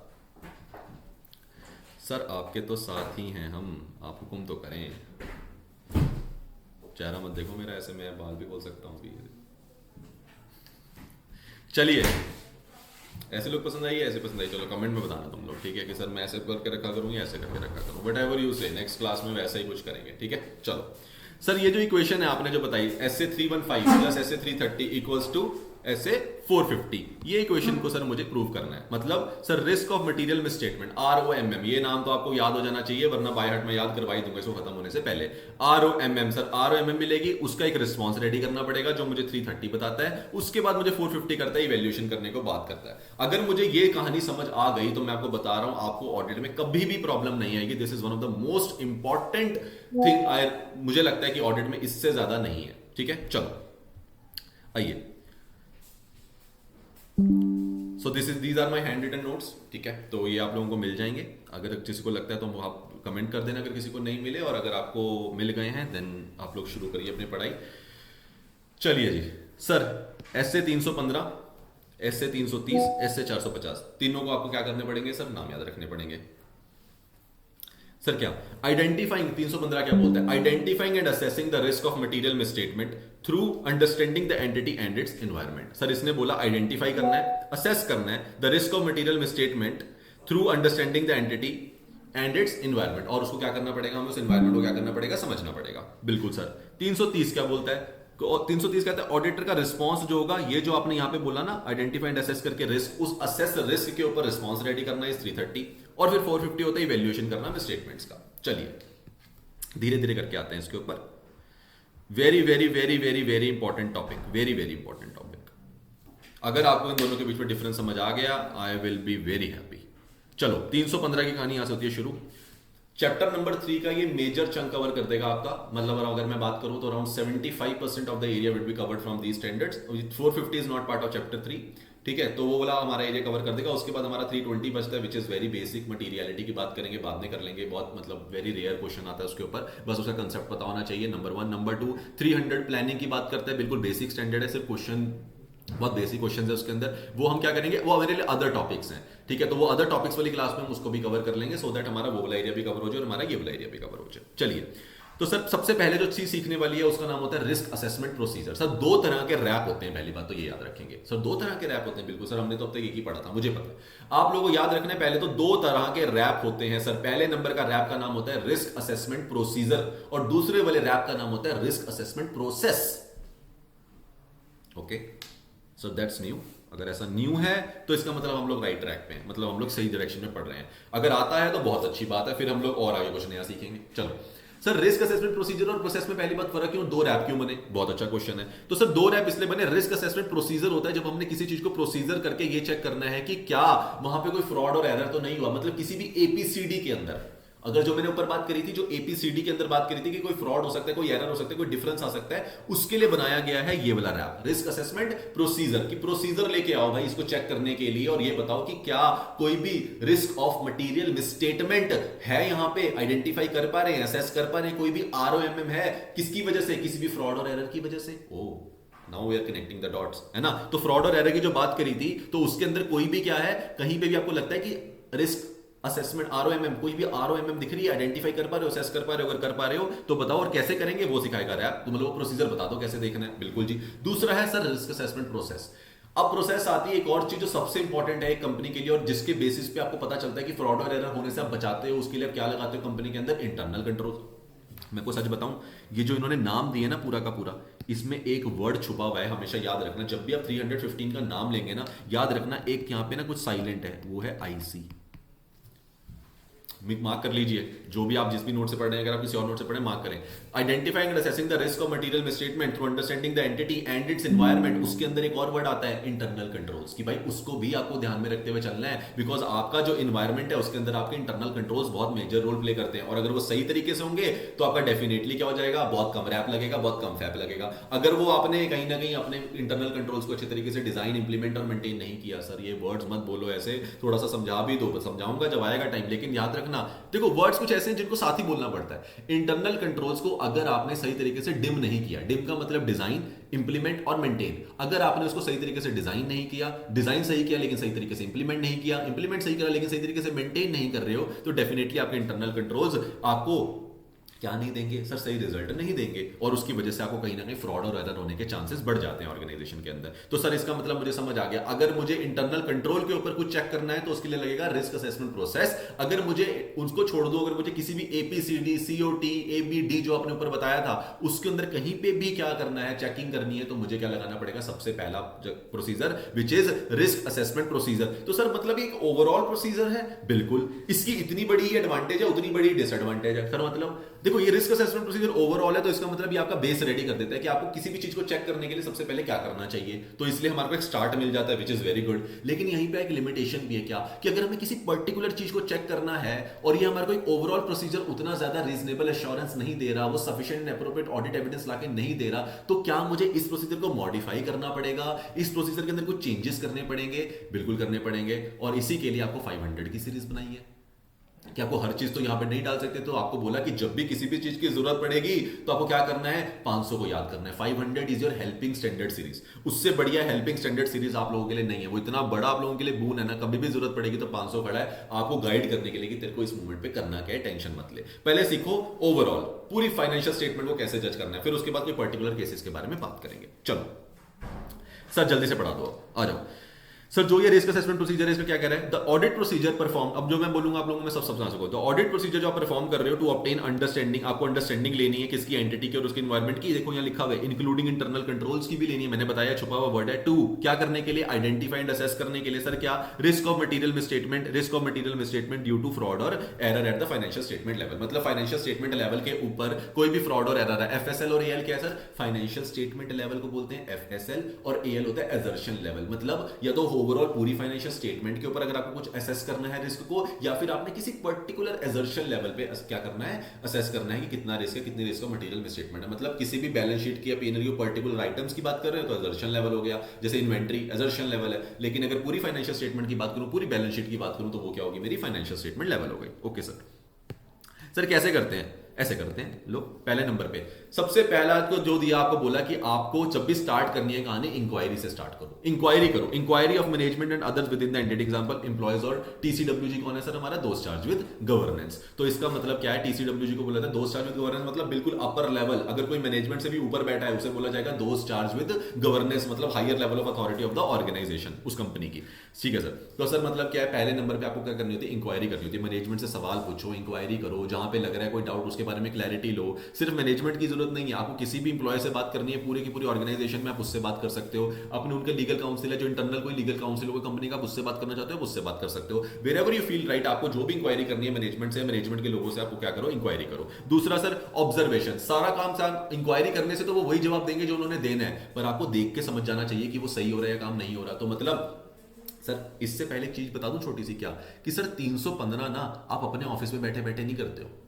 315 का मतलब ही यही है कि आप उस क्लाइंट की साइट पे जाके पहुंच गए हो, ऑन द साइट ऑडिट। मतलब मैं उस क्लाइंट की साइट पे खड़ा हूं, उस क्लाइंट की साइट पे जाके मैं क्या कर रहा हूं, बता रहा हूं, कर रहा हूं, ऑडिट कर रहा हूं, एक्चुअल वाला ऑडिट कर रहा हूं। इसका मतलब मैं ऑन द साइट ऑडिट कर रहा हूं, और ऑन द साइट ऑडिट अगर मैं कर रहा हूं तो मैं क्या ऑब्जर्व कर पाऊंगा, बिल्कुल कर पाऊंगा। तो सर जो 200 की सीरीज होती है, इसका मतलब मैं उसमें क्लाइंट की साइट पे नहीं जाता, बिल्कुल सही। ये भी आप लोगों ने बहुत अच्छा डिफरेंस, मतलब कि अगर 200 की सीरीज जब मैं लगा रहा हूं, मतलब देयर आर 99% केसेस, एक जॉइंट ऑडिटर को छोड़ देते हैं 299 को, अगर हम वैसे बात करें तो मैंने क्या कहीं भी मैं क्लाइंट की साइट पे नहीं हूं, मैं ऑन द साइट ऑडिट करने जाता हूं। जब मैं 315 मुझे रिस्क असेसमेंट प्रोसीजर लगाना है, क्योंकि मुझे ऑब्जर्वेशन करनी है। तो जब मुझे इंक्वायरी करनी है तो मैं पहले इंक्वायरी करूंगा, मैनेजमेंट से जानूंगा, मैनेजमेंट के एम्प्लॉय को पकड़ूंगा, चाय पे क्या हो रहा है मैनेजमेंट में, सब कुछ सही चल रहा है, उससे कुछ ऐसे थोड़े टेढ़े मेढ़े सवाल पूछूंगा, कुछ मेजर ब्रेकडाउन तो नहीं हुआ, कुछ ऐसा कोई फ्रॉड वगैरह की न्यूज़ तो नहीं आई, तो क्या कुछ भी ऐसा है जो तेरे को ऐसा लगता है कुछ ऐसा मैंने सुना है जो नहीं सुनना चाहिए था, समथिंग लाइक दैट हैपेंस, तो मुझे जानना है। तो मैं क्या करता हूँ, इंक्वायरी करता हूँ। ऑब्जर्वेशन एंड इंस्पेक्शन, ऑब्जर्वेशन करूंगा, इंस्पेक्शन करूंगा, काम हो रहा है तो सही तरीके से हो रहा है या नहीं हो रहा। इंस्पेक्शन करके देखूंगा, इंस्पेक्शन में क्या आ जाएगा कि इंस्पेक्ट कर रहा हूँ कि हाँ भाई ये जो डॉक्यूमेंट्स हैं ये सही तरीके से प्रोसीजर चल रहा है, इन्होंने जो प्रॉपर तरीके से अपना एक पूरा रूटीन बना रखा है वैसा काम हो रहा है या नहीं हो रहा। तो प्लांट एंड फैसिलिटीज के बारे में चेक ऑब्जर्वेशन कर सकता हूँ। पॉलिसीज एंड प्रोसीजर्स की रिपोर्ट वगैरह पढ़ के उसको इंस्पेक्ट कर सकता हूँ कि पॉलिसी एंड प्रोसीजर की रिपोर्ट सही तरीके से बनी हुई है, ड्राफ्ट सही तरीके से हुई है, जैसी बनी है वैसा ही काम चल रहा है या नहीं चल रहा, पॉलिसी फॉलो हो रही है या नहीं हो रही है, ये पता लग गया। फिर आता है एनालिटिकल प्रोसीजर्स। अब एनालिटिकल प्रोसीजर की कहीं कहीं पे मुझे क्या करती है जरूरत, ऐसे जगहों पर जरूरत पड़ती है जहां पे मुझे किसी डेटा को कंपेयर करना होता है, किसी फाइनेंशियल डेटा को फाइनेंशियल डेटा के साथ, मतलब प्रीवियस ईयर को करंट ईयर के साथ, या नॉन फाइनेंशियल डेटा को फाइनेंशियल ईयर के साथ। तो कुछ क्या जानने के लिए, कुछ उस टाइम पे जरूरत पड़ती है जब ना कंपनी कुछ ऐसा कर रही होती है कि वो हमसे इतना छुपाने के मूड में कि हम कुछ ऐसा कर दें। उसके एक बहुत प्यारा एग्जांपल है क्या कि सर कंपनी कभी कभी क्या करती है, उनके पास कोई इन्वेंट्री पड़ी है जो नहीं सेल आउट हो रही, नॉन ऑब्सोलेट, मतलब ऑब्सोलेट इन्वेंट्री ऐसी है कि खत्म हो चुकी है, बस बिक नहीं रही है, कहीं जाएगी भी नहीं, खराब होने के पूरे उस पे है। तो वो क्या करते हैं, वो किसी ना किसी अपनी रिलेटेड पार्टी के साथ ना एंड ऑफ द मंथ पे उनको ट्रांसफर करके कुछ बिल्स वगैरह जनरेट करने का ट्राई करती है, सो दैट हमारी बुक्स में एक बेटर पिक्चर शो हो सके। जब वो कुछ ऐसा करते हैं तो वो जो ये जो इन्होंने एक अनयूजुअल रिलेशनशिप बनाया, वो एक रिलेटेड पार्टी के साथ जो बना रिलेशनशिप, ऐसे वाले एरियाज को क्या करना होता है, ऐसे वाले एरियाज को अगर आपने क्या करना है, पकड़ना है ऐसे वाले, क्योंकि यहाँ पे तो फ्रॉड और एरर हो सकता है, बिल्कुल ऐसे एरियाज को पकड़ने के लिए आपको क्या दिया है, इसके लिए भी ख्याल रखा। इसे यहाँ पर बोला आपको एनालिटिकल प्रोसीजर दे रहे हैं, एनालिटिजर पे। तो रिस्क असेसमेंट प्रोसीजर में हमने पहले दो बातें पढ़ी थी सर। दो बातें कौन कौन सी पढ़ी थी? पहले नंबर पे अगर आपको क्या करना है, इंक्वायरी से शुरू करना है, इंक्वायरी करेंगे। इंक्वायरी किसी कर सकते हैं, मैनेजमेंट से, मैनेजमेंट की कंपनी में जितने भी लोग हैं जिससे करनी है आपको, आप कर सकते हो, बिल्कुल कर सकते हो। क्या अलाउड है? बिल्कुल अलाउड होता है। सर ये अलाउंस कहां दिया जाता है? कोई बताएगा, कोई याद करेगा? सर 210 के अंदर जब आप pre conditions of an audit की बात सेट कर रहे होते हो और आपने एंगेजमेंट लेटर साइन करनी होती है ना, उससे पहले मैनेजमेंट को उसकी रिस्पॉन्सिबिलिटीज बताते हुए हम बोलते हैं कि भाई ये प्री कंडीशंस में मैं लिख के दे रहा हूं कि मेरे को सारी इंफॉर्मेशन का एक्सेस दिया जाए, जिससे भी मुझे बात करनी हो, जिससे मुझे इंफॉर्मेशन लेनी हो, मुझे कोई नहीं रोकेगा। मैं किसी भी पर्सनल ऑफ द कंपनी से बात करना चाहता हूं तो कर सकता हूं, मुझे उसकी क्या देनी है, आपको परमिशन देनी है, मेरे ऊपर कोई रिस्ट्रिक्शन नहीं होनी चाहिए। तो वहीं पे मैं क्या कर लेता हूं, इंक्वायरी का क्या ले लेता हूं, एक एग्रीमेंट कर लेता हूं, ताकि प्री कंडीशंस में ही बात कर लेता हूं, ताकि मुझे अभी मैनेजमेंट से आके किसी से पूछना ना पड़े कि मुझे किससे बात करनी है। ओ सर ये भी रिलेटेड है, बिल्कुल, बट सर वो इतना सिंपल है ना, आप इसलिए नहीं पहले करा रहे हो। बिल्कुल सही बात है, तुम लोग इतने समझदार हो ना। तो सर इंक्वायरी कर ली, इंक्वायरी से क्या काम चलता है अकेला? नहीं सर, ऑब्जर्वेशन करनी पड़ेगी, बिल्कुल, प्लांट एंड मशीनरी ये सब जैसे वो काम करें, इन्वेंट्री की बुकिंग कैसे करें, इन्वेंट्री काउंट कैसे करें, सब कुछ मैं क्या चेक कर सकता हूं, बिल्कुल कर सकता हूं, ऑब्जर्व करूंगा, उनके पूरे प्रोडक्शन के फ्लो को चेक करूंगा, कि ऑर्गेनाइजेशन में कैसे चलता है काम चेक कर लूंगा। इंस्पेक्शन करनी होगी तो जितनी भी पॉलिसीज एंड प्रोसीजर बने होंगे उनकी इंस्पेक्शन कर लूंगा। Yes sir. फिर आता है सर एनालिटिकल प्रोसीजर। सर ये क्यों दिया? क्योंकि आपको एक क्या देनी थी, लेवरेज देनी थी। क्यों देनी थी? कभी कभी अगर management out of the box जाके कभी कुछ ऐसी अनयूजुअल ट्रांजेक्शन या कॉम्प्लेक्स ट्रांजेक्शन बनाने की कोशिश करे कि ऑडिटर ना पकड़ पाए, तो उसके लिए आपको बोला है कि आप भी तैयार रहिए, आपको भी एनालिटिकल प्रोसीजर्स को यूज करना है, ताकि आप भी कुछ कॉम्प्लेक्स ट्रांजैक्शंस को क्या कर पाओ, ढूंढ पाओ, या आपको पता चल जाए कि मैनेजमेंट ने इंटेंशनली कुछ ऐसी फ्रॉड ट्रांजैक्शंस करी हैं जिसकी वजह से मुझे ट्रू एंड फेयर व्यू नहीं देना है। ठीक है सर, तो इसका मतलब एनालिटिकल प्रोसीजर हमेशा तभी यूज होगा कॉम्प्लेक्स ट्रांजैक्शन के लिए। यस। और किसके लिए? अनयूजुअल ट्रांजैक्शन में और क्या जाता है सर? रिलेशनशिप्स, मतलब रिलेटेड पार्टी ट्रांजैक्शंस भी आप ऐसी कुछ कर सकते हो जिसको आप मतलब इस तरीके से दिखाओ कि वो क्लियर व्यू नहीं दे रही है और वो सच व्यू नहीं दे रही है, लेकिन आपने उसको क्या करा है, ऑडिटर को वैसी पिक्चर प्रेजेंट नहीं करी जैसी एक्चुअल में पिक्चर थी। बहुत बढ़िया। अब सर उसके अलावा बोले रिलेटेड एक्टिविटीज की, रिलेटेड एक्टिविटीज हो सकती हैं ऑडिट प्रोसीजर के अंदर, such as information obtain during clients acceptance और कंटीन्यूअस प्रोसेस। सर यहां मतलब ऐसे 220 लिख लो सर, मतलब 220 के टाइम पे जब आप क्लाइंट की एक्सेप्टेंस कर रहे होते हो तो क्वालिटी वाला स्टैंडर्ड है, उसमें हम एक्सेप्टेंस की बात करते हैं। और कौन दूसरा क्या है, कॉन्टिन्यूस प्रोसेस, मतलब आप पहली बार ऑडिटर नहीं हो, आप मान लो रेकरिंग ऑडिट कर रहे हो, उसका सेकंड टाइम है, थर्ड टाइम ऑडिटर हो, तो उस टाइम पे भी कोई इन्फॉर्मेशन आप ऑब्टेन करते हो तो उसके ऊपर भी आप क्या, उसको भी आप क्या यूज कर सकते हो, मतलब एज अ रैप यूज कर सकते हो। वो इन्फॉर्मेशन भी आपके काम की हो सकती है जो आपको ये बताए कुछ फ्रॉड और एरर तो नहीं है। दूसरा, information obtain from auditors previous experience with the entity. अब आपका प्रीवियस एक्सपीरियंस रहा, ऑब्वियसली अगर आप कॉन्टिन्यूस प्रोसेस में हो तो आपका कुछ प्रीवियस एक्सपीरियंस रहेगा, आपने कुछ प्रीवियसली पहले ही आपको पता है कि एंटिटी कैसा करती है, मैनेजमेंट कितनी ज्यादा सच बोलती है, किस किस एरिया में मैनेजमेंट ने पहले कुछ इश्यूज क्रिएट करे हैं या फिर प्रॉपर इंफॉर्मेशन नहीं दी है, इनकम्प्लीट इंफॉर्मेशन दी है, तो आपको ऑलरेडी पता होगा, तो आप उसको भी क्या कर सकते हो, as a risk assessment procedure की तरह यूज करके अगली बार जब हम नेक्स्ट टाइम ऑडिट कर रहे हो तो उन सारे एरियाज को भी आप क्या करोगे, कवर करने की ट्राई करोगे, कुछ भी वहां पे फ्रॉड और एरर तो नहीं है। Am I clear? सर आप क्लियर हो रहेगा अब तो आपको 2x पे करने की जरूरत भी नहीं है। This is fast track, fast track, तो मेरे को भी तो फास्ट रहना पड़ेगा, तो बात तो सही है। चलिए, तो सर रिस्क असेसमेंट प्रोसीजर में हमने क्या पढ़ा। अब पॉइंट पता है, एक और छोटी सी चीज तो मैं बताऊं प्यारी सी। सर बता दो, अब आप इतना फोर्स कर ही रहे हो और हम आपको मना करेंगे तो आप मानोगे, पहले ये बताओ। नहीं नहीं सर, अगर आप देखो ना एक चीज, सर क्या आने तो दो मुझे तुम्हारे पास। सर अगर मैं बात करूं इंक्वायरी की, ऑब्जर्वेशन, इंस्पेक्शन, एनालिटिकल प्रोसीजर, अगर आप इन चारों की बात करो, आपको पता है क्या है ये ऑडिट एविडेंस कैसे लिया जाता है, उसके सोर्सेज हैं किस तरीके से ऑडिट एविडेंस कलेक्ट करते हैं। इंस्पेक्शन कर लो, इंक्वायरी कर लो, ऑब्जर्वेशन कर लो, एनालिटिकल प्रोसीजर कर लो। इसका मतलब ये कौन सा स्टैंडर्ड है यहाँ पे यूज हो रहा है, 500 500 के स्टैंडर्ड से लेके आते हैं हम 315 के अंदर। मैंने बोला था हमेशा हेल्प करने के लिए कौन खड़ा है, 500। जब रिस्क असेसमेंट प्रोसीजर बनाने थे तब बोला क्या बनाएं, कैसे चेक करें, कहां से शुरू करें, कहां नहीं, तो 500 ने बोला टेंशन मत ले, जब तक कोई जरूरत चाहिए होगी मैं पूरी सीरीज खड़ा हूं, मैं 500 से स्टार्ट करता हूं। तो 500 ने कैसे शुरू करा, 500 ने 315 की मदद सबसे पहले करी, उसे बोला कि जो मेरे पास ऑडिट एविडेंस को कलेक्ट करने के लिए सोर्सेज एंड टाइप्स हैं वो मैं तेरे को दे देता हूं, तू इन तरीकों से क्या कर सकता है, शुरू कर सकता है, इससे तेरे को ऑडिट एविडेंस मिलना, तेरा रिस्क असेसमेंट प्रोसीजर बनना शुरू हो जाएगा और तो अपने प्रोसीजर के थ्रू में क्या कर पाएगा, ढूंढ पाएगा कि क्या कुछ risk of material misstatement whether due to fraud और एरर तेरे फाइनेंशियल स्टेटमेंट लेवल या एजर्शन लेवल पे है या नहीं है। अच्छा तो सर ये 500 ने दिया था, बिल्कुल, तो 500 में ही लिखा है इंक्वायरी, 500 में लिखा हुआ है ऑब्जर्वेशन, 500 में लिखा हुआ है इंस्पेक्शन, 500 में लिखा हुआ है एनालिटिकल प्रोसीजर, 500 में और भी कुछ लिखा हुआ है कंफर्मेशन, एक्सटर्नल कंफर्मेशन, ये भी 500 का पार्ट है जिसका 505 एक स्टैंडर्ड है, क्योंकि उसको पूरे डिटेल में पढ़ना पड़ता है, बाद में बात करेंगे। तो सर ये भी समझ आ गया, बहुत बढ़िया। अभी के लिए सर हम बहुत अच्छे हैं, 500 भी हमें कहीं ना कहीं क्लियर हो चुका है। चलिए अब चलते हैं सर, ये तो हो गया हमारा रिस्क असेसमेंट प्रोसीजर, मतलब ये हमारा एपीसीडी पे लगेगा। यस, एपीसीडी पे ये आपका लग जाएगा। अब दूसरा क्या आता है सर, अब दूसरा आता है आपके पास क्या, रिस्क असेसमेंट प्रोसेस, सर ये तो आपने मुझे ऑलरेडी एक्सप्लेन कर दिया कि रिस्क असेसमेंट प्रोसेस जब आपने करना होता है ये किसके लिए किया जाता है सर, ये किया जाता है सर इंटरनल कंट्रोल्स के लिए। बढ़िया, तो यहाँ लिखा हुआ है द प्रोसेस टू इवेल्युएट, क्या प्रोसेस का इवेल्युएट करना, वेदर इंटरनल कंट्रोल्स जो डिजाइन करे हैं can evaluate identify and assess the underlying risk of material misstatement that management fails to identify. तो रिस्क असेसमेंट प्रोसेस की डेफिनेशन खुद बता रही है कि वो किस लिए बना है, वो इसलिए बना है, वो प्रोसेस इसलिए बनाया कि वो प्रोसेस को इस तरीके से क्रिएट किया गया, इस तरीके से डिजाइन किया गया जो तो इंटरनल कंट्रोल्स आप लोगों ने अपनी कंपनी में लगा रखे हैं ना, जो आप बोलते हो हम तो बहुत बढ़िया इंटरनल कंट्रोल्स है सर हमारी कंपनी में, जो वो हैं ताकि क्या कर पाए, वो प्रोसेस ये चेक कर पाए, क्या इवेल्युएट कर पाए कि क्या जो आपके इंटरनल कंट्रोल्स आप अच्छे बोल रहे हो वो है भी है या नहीं है। इसका मतलब कि वो आइडेंटिफाई एंड असेस कर भी पा रहे हैं क्या underlying risk of material misstatement. आपने इंटरनल कंट्रोल्स किसके लिए बनाए थे कि कोई भी गलती ना हो, मतलब कोई अंडरलाइंग मिस्टेक नहीं होनी चाहिए अपने आप, मतलब इतना अच्छा प्रोसेस है मेरा कि अगर सब प्रोसेस करेंगे तो कोई गलती नहीं होगी। तो क्या वो इतने अच्छे तरीके से डिजाइन इंप्लीमेंटेड और मेंटेन्ड है कि वो क्या कर पाए, वो एक्चुअली में आइडेंटिफाई एंड असेस कर पाए। देख रहे हो ये दोनों वर्ड्स कहां से आ रहे हैं, ये आपके चैप्टर से ही आ रहे हैं, आइडेंटिफाइंग एंड असेसिंग। आपके 315 के स्टैंडर्ड के पहले 2 वर्ड्स ही लेके आ रहा है वो कि आइडेंटिफाई एंड असेस करने क्या कि जो भी हमारा रिस्क ऑफ मटेरियल मिसस्टेटमेंट है, जो कुछ भी, तो क्या एक्चुअली में जो मैनेजमेंट फेल हो जाती है आइडेंटिफाई करने में, कि मैनेजमेंट अगर सब कुछ ही ढूंढ पाती तो इंटरनल कंट्रोल की जरूरत नहीं थी। तो कुछ ऐसे एरियाज भी हो सकते हैं जो मैनेजमेंट के व्यू में ना आए, लेकिन उसके लिए इंटरनल कंट्रोल्स बने ताकि कुछ भी गलत होगा तो मैनेजमेंट तक वो चीज पहुंच जाए, क्या हमारे इंटरनल कंट्रोल्स ये काम कर रहे हैं या नहीं कर रहे हैं, इसका एक प्रोसेस है। तो वो प्रोसेस क्या हो गया सर, पहला आइडेंटिफाई करना, तो आइडेंटिफाई करना risk throughout the process relevant to the financial reporting objective. तो सबसे पहले तो हमें क्या करना सर, हमने इंटरनल कंट्रोल्स इसलिए बनाया कि हमारे को जो फाइनेंशियल स्टेटमेंट एज पर एएफआरएफ बनानी थी और जो हमें फाइनेंशियल रिपोर्टिंग का हमें ऑब्जेक्टिव अचीव करना था कि हम बिल्कुल सही तरीके से बनाएं एज पर AFRF बनाए, क्या हम आइडेंटिफाई करें क्या उसमें कोई रिस्क आया कि जो नहीं करने, मतलब ऐसा कोई इंटरनल कंट्रोल है जो उसे रोक रहा है करने से, या इंटरनल कंट्रोल को ऐसा रिस्क राइज करा जिसकी वजह से AFRF के हिसाब से नहीं बनेगी ताकि मैनेजमेंट उसको सही कर सके। तो पहले आइडेंटिफाई कर लिया, फिर क्या करा, असेस करा। उस आइडेंटिफाइड रिस्क को क्या करता हूं मैं, असेस करता हूं, और उसके बाद मैं उसमें क्या एस्टिमेट करता हूं सर, एस्टिमेट करता हूं सिग्निफिकेंस, कि उसकी कितनी सिग्निफिकेंस है, क्या वो बहुत छोटा सा रिस्क है, मतलब इंटरनल कंट्रोल जितने अच्छे हैं मेरे,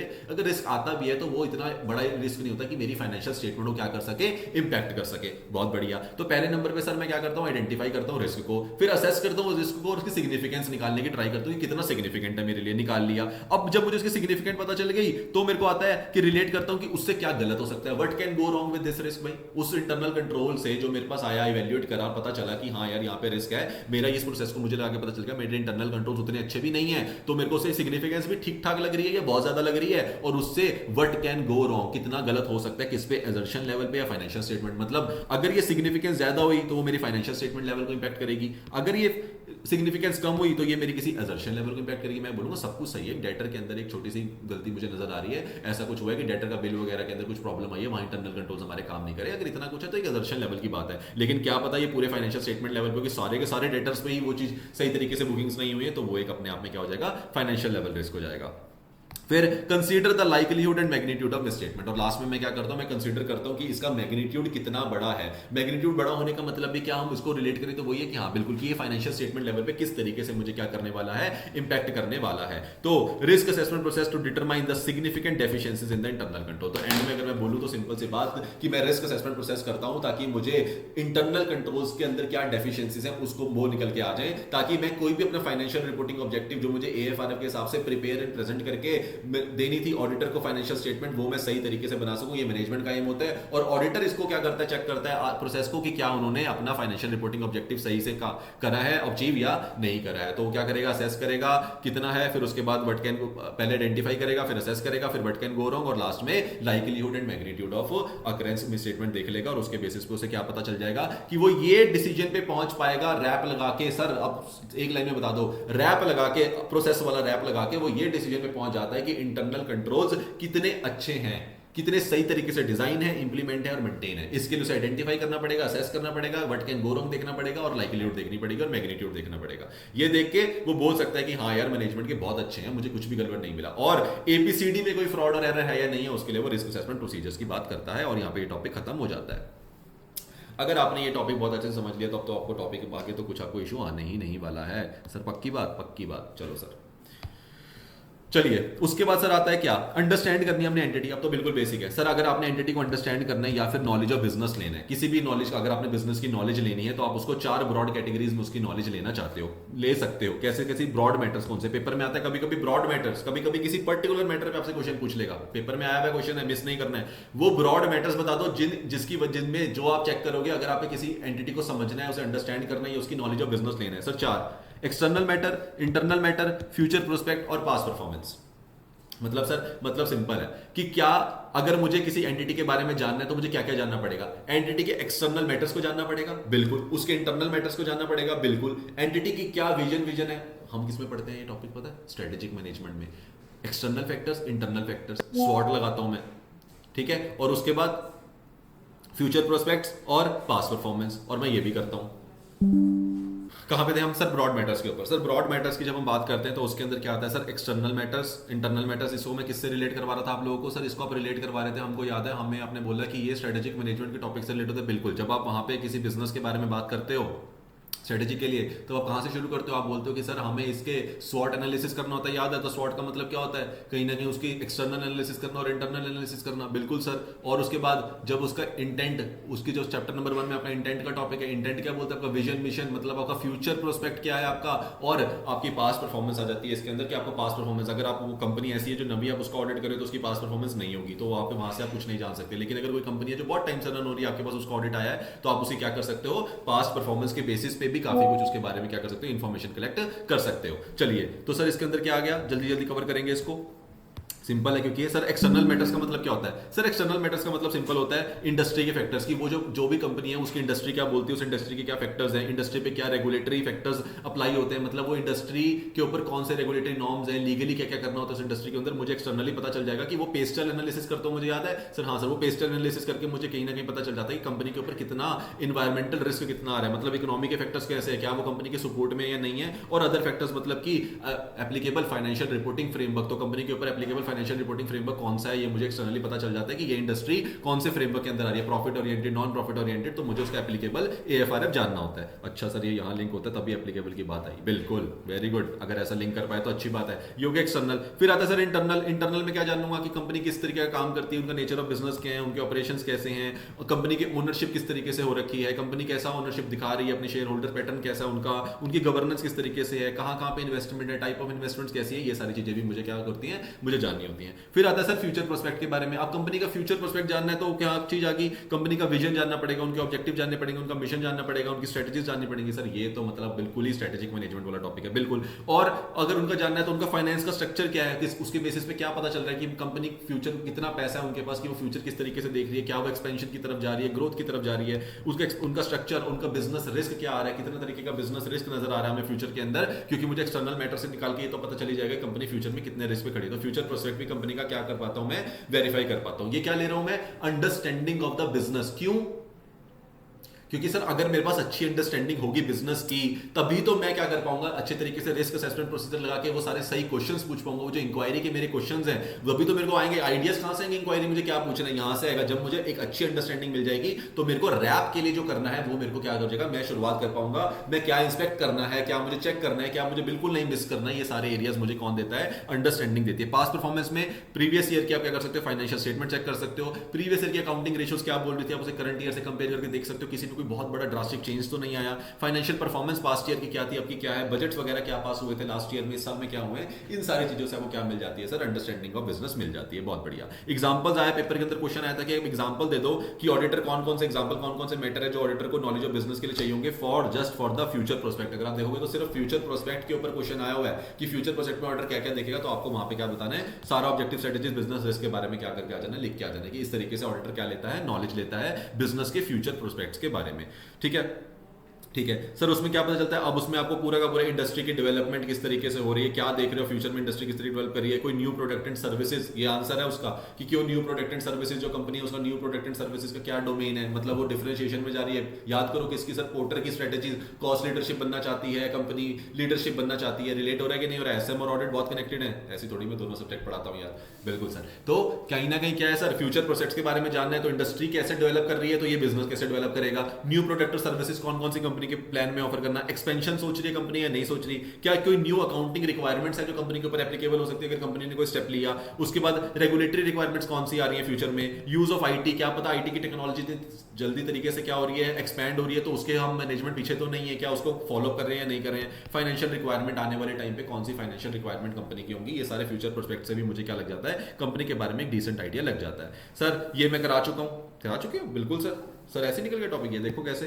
आइडेंटिफाई एंड असेस करना है रिस्क ऑफ मटेरियल मिसस्टेटमेंट को, तो क्या मैं आइडेंटिफाई एंड असेस कर पाता हूं मटेरियल मिसस्टेटमेंट को? Yes sir. कैसे ऑडिटर को क्या करना होता है सर? आइडेंटिफाई एंड असेस करना होता है क्या sir? Risk of material misstatement कहां पे? एक तो financial statement level as a whole, हमने ऊपर पढ़ा था एफएसएल, और एजर्शन लेवल। एजर्शन लेवल का मतलब भी है, मैं पढ़ा चुका हूं पहले, याद करो, सीओटी एबीडी। अच्छा, एजर्शन लेवल का मतलब है कोई भी एजर्शन जो क्लास ऑफ ट्रांजैक्शन से रिलेटेड हो, अकाउंट बैलेंस से रिलेटेड हो, या फिर डिस्क्लोजर से रिलेटेड हो। मतलब एजर्शन लेवल का मतलब अगर मैं बात करूं तो पीएनएल की कोई भी एक या दो आइटम हो गई तो वो क्लास ऑफ ट्रांजैक्शन बन गई, बैलेंस शीट की कोई आइटम हो गई तो वो क्या बन गई, एबी, और लास्ट में डिस्क्लोजर में भी क्या हो सकता है, कोई पर्टिकुलर डिस्क्लोजर भी गलत कर सकते हैं। मतलब आपने कुछ गलत करा पर सारा कुछ गलत नहीं करा, कुछ पर्टिकुलर बैलेंस शीट में पूरी की पूरी फाइनेंशियल स्टेटमेंट में कुछ गलती है तो वो एजर्शन लेवल की गलती होती है, पूरी फाइनेंशियल स्टेटमेंट गलत हो जाती है तो वो किसकी गलती होती है? Financial statement level as a whole की। अब सर ये तो आपने बता दिया, आइडेंटिफाई करेंगे, रिस्क असेस करेंगे, व्हाट कैन गो रॉन्ग देखेंगे, लाइक्लीहुड ऑफ मिसस्टेटमेंट देखेंगे। तो आइडेंटिफाई एंड असेस करने के लिए कि कुछ एपीसीडी के अंदर गलती है या नहीं है तो ऑडिटर क्या लगाता है सर? रैप लगाता है। सर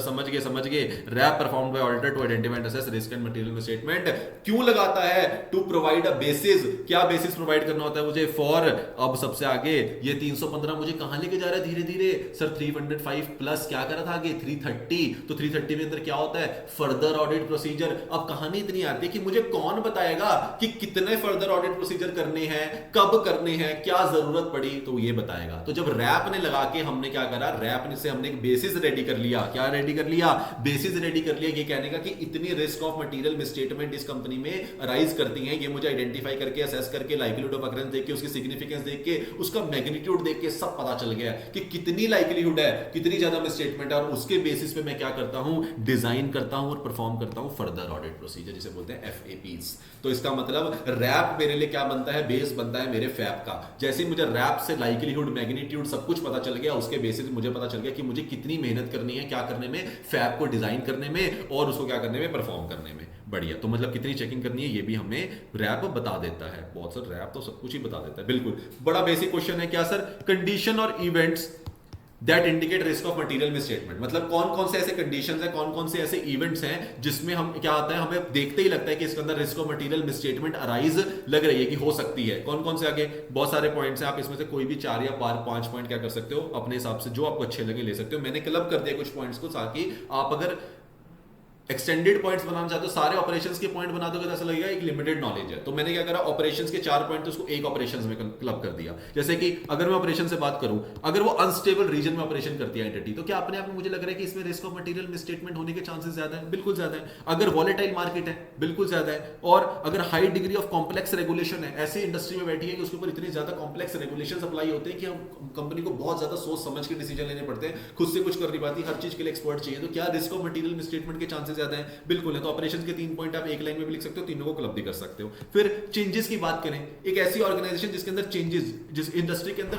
फ्रीक्वेंट चेंजेस होते रहते हैं, उस इंडस्ट्री बदलती रहती है, पता ही नहीं चलता आज कुछ हो रहा है, कल कुछ हो रहा है, क्या उससे आरओएमएम के चांसेस हमारे को नजर आएंगे, इंडिकेट कर पाएंगे? बिल्कुल। हमें जानना है कि हमें इससे रिस्क ऑफ मटेरियल मिसस्टेटमेंट नजर आ रहा है या नहीं आ रहा है? Change in the industry in which entity operates. अगर इंडस्ट्री में चेंज हो जाए जिसमें आप ऑपरेट करते हो, क्या आपके रिस्क बढ़ जाएंगे? बिल्कुल बढ़ जाएंगे। सप्लाई चेन, क्या अगर आपके सप्लाई चेन में कोई चेंज होता है तो क्या आपके रिस्क बढ़ जाते हैं? बिल्कुल बढ़ जाते हैं। एक्विजिशन और अनयूजुअल इवेंट्स में अगर एंटिटी है, कोई क्या हुआ, कोई ना कोई एक्विजिशन अगर आपने करी, चेंज करा, या कोई अनयूजुअल इवेंट हो गया, कुछ ऐसा कोई चेंज आया कंपनी के अंदर, तो क्या उससे रिस्क ऑफ मटेरियल मिसस्टेटमेंट, आपको सारे रेगुलेटरी नॉर्म्स फॉलो करने पड़ेंगे, एप्लीकेबल फाइनेंशियल रिपोर्टिंग फ्रेमवर्क भी चेंज हो सकता है आपको। तो मतलब एक्सटर्नल मैटर और इंटरनल मैटर का क्या हो जाएंगे, रिस्क बढ़ जाएंगे। और change in the key personnel और आईटी इन्वायरमेंट, अगर आपके आईटी इंफ्रास्ट्रक्चर में बहुत बड़ा चेंज आ जाए कोई, या फिर आपके की पर्सोनल्स चेंज हो जाए, जो लोग आपका पूरा का पूरा कमांड थे कंपनी के, वही लोग अलग हो जाए और वो कहीं और चले जाए या छोड़ के चले जाए, तो क्या आपके रिस्क बढ़ जाएंगे? बिल्कुल बढ़ जाएंगे। फिर आता है sir going concern, liquidity issues अगर कंपनी में चल रहे हैं तो क्या आपको पता चलेगा यहाँ पे रिस्क है? बिल्कुल है सर। अगर कंपनी में पता चल रहा है कैपिटल और क्रेडिट की कंस्ट्रेंट आ रहा है, कंपनी का पैसा जनरेट नहीं हो रहा है, कैपिटल नहीं है, क्रेडिट पे माल भी नहीं मिल रहा है कंपनी तो क्या कहीं ना कहीं रिस्क आ जाएगा? बिल्कुल आ जाएगा।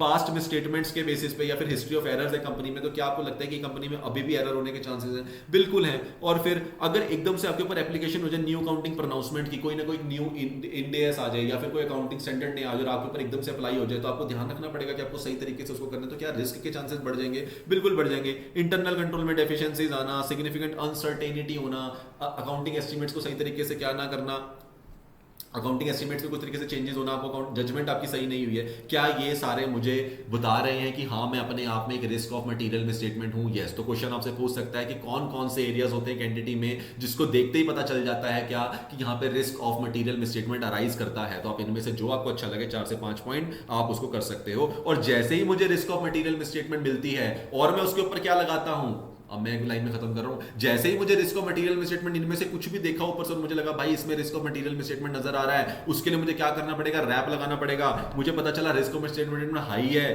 तो रिस्क असेसमेंट प्रोसीजर भी मेरा प्रोसेस, अगर इंटरनल कंट्रोल का होगा तो प्रोसेस, एपीसीटी का होगा तो प्रोसीजर। अब नहीं बात करूंगा इसकी, समझ गए तुम लोग। अगर ये भी ज्यादा है मतलब आरएमएम हाई होगी तो मेरे को प्रोसीजर ज्यादा लगाना पड़ेगा। उसके बेसिस पे वो मुझे बेस बनाएगा किसका? टू डिटरमाइन करने का कि मुझे एनटीई ऑफ एफएपीज क्या होना चाहिए। सर एक बार एक्सप्लेन कर दो। अगर मुझे रिस्क ऑफ मटेरियल मिसस्टेटमेंट मेरा आरओएमएम मिल गया, मुझे पता चला है गोइंग कंसर्न के अंदर कुछ ना कुछ चेंज आया, बड़े इवेंट में कुछ चेंज आया, या ये अनयूजुअल एनवायरनमेंट में ऑपरेट करती है, ऐसा कुछ आरओएमएम मिल गया, उसके बेसिस पे मैंने क्या करा, इसका मुझे लग रहा है यार ये आरओएमएम स्ट्रांग है तो मुझे रिस्क असेसमेंट प्रोसीजर भी अच्छे से लगाना पड़ेगा। मैंने लगाया, इंक्वायरी, ऑब्जर्वेशन, इंटरनल कंट्रोल से तो आइडेंटिफाई असेस सब कुछ किया, उसके बेसिस पे एक बेस तैयार करके मैं अब ये बोल सकता हूं कि मुझे कितना क्या करना है, कितना किस तरीके से क्या करना है, फर्दर ऑडिट प्रोसीजर लगाने हैं। मतलब एनटी का मतलब क्या है कि मेरे फर्दर ऑडिट प्रोसीजर की नेचर, उनका टाइम, उनका एक्सटेंट, मतलब मुझे किस तरीके के फर्दर ऑडिट प्रोसीजर लगाना है, उसकी नेचर क्या होनी चाहिए, टाइम कितना लगाना है मुझे उसके ऊपर, अगर मेरे को ज्यादा लगेगा तो ज्यादा टाइम लगेगा, और एक्सटेंट मतलब मुझे कितना ज्यादा चेकिंग करनी है किसकी, कि फर्दर ऑडिट प्रोसीजर्स में मुझे कितनी ज्यादा चेकिंग करनी पड़ेगी और उसकी नेचर और टाइम क्या होगा। मैं क्लियर? बिल्कुल सर। तो nature, time and extent of the further audit procedures भी हमारा क्लियर हो जाएगा। यस, चलिए। Very, very, very important topic.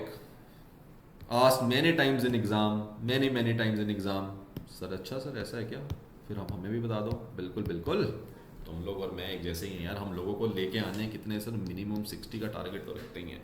अरे सर ऑडिट में 60 आ गए तो बात ही क्या है सर, खुश कर दिया आपने। अरे मैं लेके आऊंगा, तुम बस मेरे साथ साथ चलते रहो। अभी तक तुम्हें मुझे पता है कुछ ऐसा नहीं होगा जो समझ नहीं आया हो, इस बात की मेरी गारंटी है। अगर नहीं आया तो मुझे बता दो, कमेंट सेक्शन में तुम लोग लिख दो कि सर ये चीज बता दो समझ नहीं आई है, बाकी सब कुछ समझ आ गया। और ये भी बता दो कि सर तुम्हें पढ़ के मतलब अभी पढ़ के कुछ ऐसा लगा जो तुमने पहले नहीं पढ़ा। मतलब आई वांट कि तुम लोग अपने जेन्युइन फीडबैक इस वाली कमेंट में सेक्शन में इस वीडियो के नीचे दो कि आप लोगों को क्या नया सीखने को मिला, क्या आप लोगों को पता था, क्या ऐसा है जो आप लोगों को लगता है कि और भी कुछ है इसके अंदर जो आप लोगों को पता है मैंने आपको एक्सप्लेन नहीं करा। अगर ऐसा कुछ भी है तो आई वांट कि आप लोगों से कमेंट सेक्शन में लिखो and I will definitely reply each one of you, that's my promise. ठीक है, चलो sir very important topic, very important topic. बिल्कुल सर, कौन सा सर? सिग्निफिकेंट रिस्क की बात करते हैं। सर क्या सारे रिस्क एक जैसे होते हैं? नहीं। हमने एक बात करी थी ऊपर पीछे रैप लगाते हुए कि किसी की लाइकलीहुड और उसका मैग्नीट्यूड ज्यादा हो सकता है। तो जब किसी चीज का मैग्नीट्यूड ज्यादा हो सकता है तो क्या पता वो इतना ज्यादा हो कि उसे सिग्निफिकेंट कहना पड़े। मतलब उसके अंदर कुछ ऐसा करने की पावर है जिसके अंदर से आप मतलब पूरी की पूरी फाइनेंशियल, सिग्निफिकेंट रिस्क का मतलब ये समझ लो कि पूरी की पूरी financial statement as a whole पे इंपैक्ट करने वाली है। वरना अगर वो छोटा मोटा रिस्क होता तो उसे सिग्निफिकेंट का नाम देने की जरूरत नहीं थी। यस बिल्कुल। तो आइडेंटिफाई रिस्क, आइडेंटिफाई करेंगे risk in the auditor judgement. मतलब बेसिकली जितने भी हमने रिस्क आइडेंटिफाई करे आरओएमएम में, उसमें ऑडिटर अपनी जजमेंट लगाता है। ऑडिटर देखो हम लोग इतने ज्यादा इंपॉर्टेंट क्यों है, बिकॉज हमारी जजमेंट पे ही हम लोग बहुत कुछ सारे डिसीजंस लेते हैं, हमारी जजमेंट को वैल्यू किया जाता है। तो बेस्ड ऑन आवर जजमेंट हमने क्या जज किया कि कुछ ऐसे रिस्क लग रहे हैं जहां पे मुझे स्पेशल ऑडिट कंसिडरेशन देनी पड़ेगी। मतलब मुझे स्पेशल अच्छे तरीके से उसे चेक करना पड़ेगा। मतलब मुझे लग रहा है कि इस एरिया के अंदर ना काफी कुछ ऐसा है जहां पे मुझे अच्छे तरीके से, मतलब मेरा जो मैंने वो करा बेस बनाया था फर्दर ऑडिट प्रोसीजर का, मैं कहना चाह रहा हूं कि इन वाले एरियाज में तो मुझे सबसे ज्यादा लगाने पड़ेंगे क्योंकि ये एरियाज मुझे मैक्सिमम रिस्क पे लग रहे हैं और ये मतलब मेरी सिग्निफिकेंट ऑडिटर की अटेंशन मांग रहे हैं, मतलब स्पेशल ऑडिट कंसिडरेशन मांग रहे हैं, इसलिए मुझे यहाँ पे ज्यादा मेहनत करनी है। तो वो कौन कौन से रिस्क होते हैं जहां पे मेरा फैप मुझे बहुत ज्यादा अच्छे तरीके से करना पड़ता है। ये क्वेश्चन भी आ सकता है कि कौन से ऐसे एरियाज हैं जहां पे आपको फर्दर ऑडिट प्रोसीजर करने ही करने हैं और आपको उसका नेचर, टाइम एंड एक्सटेंट भी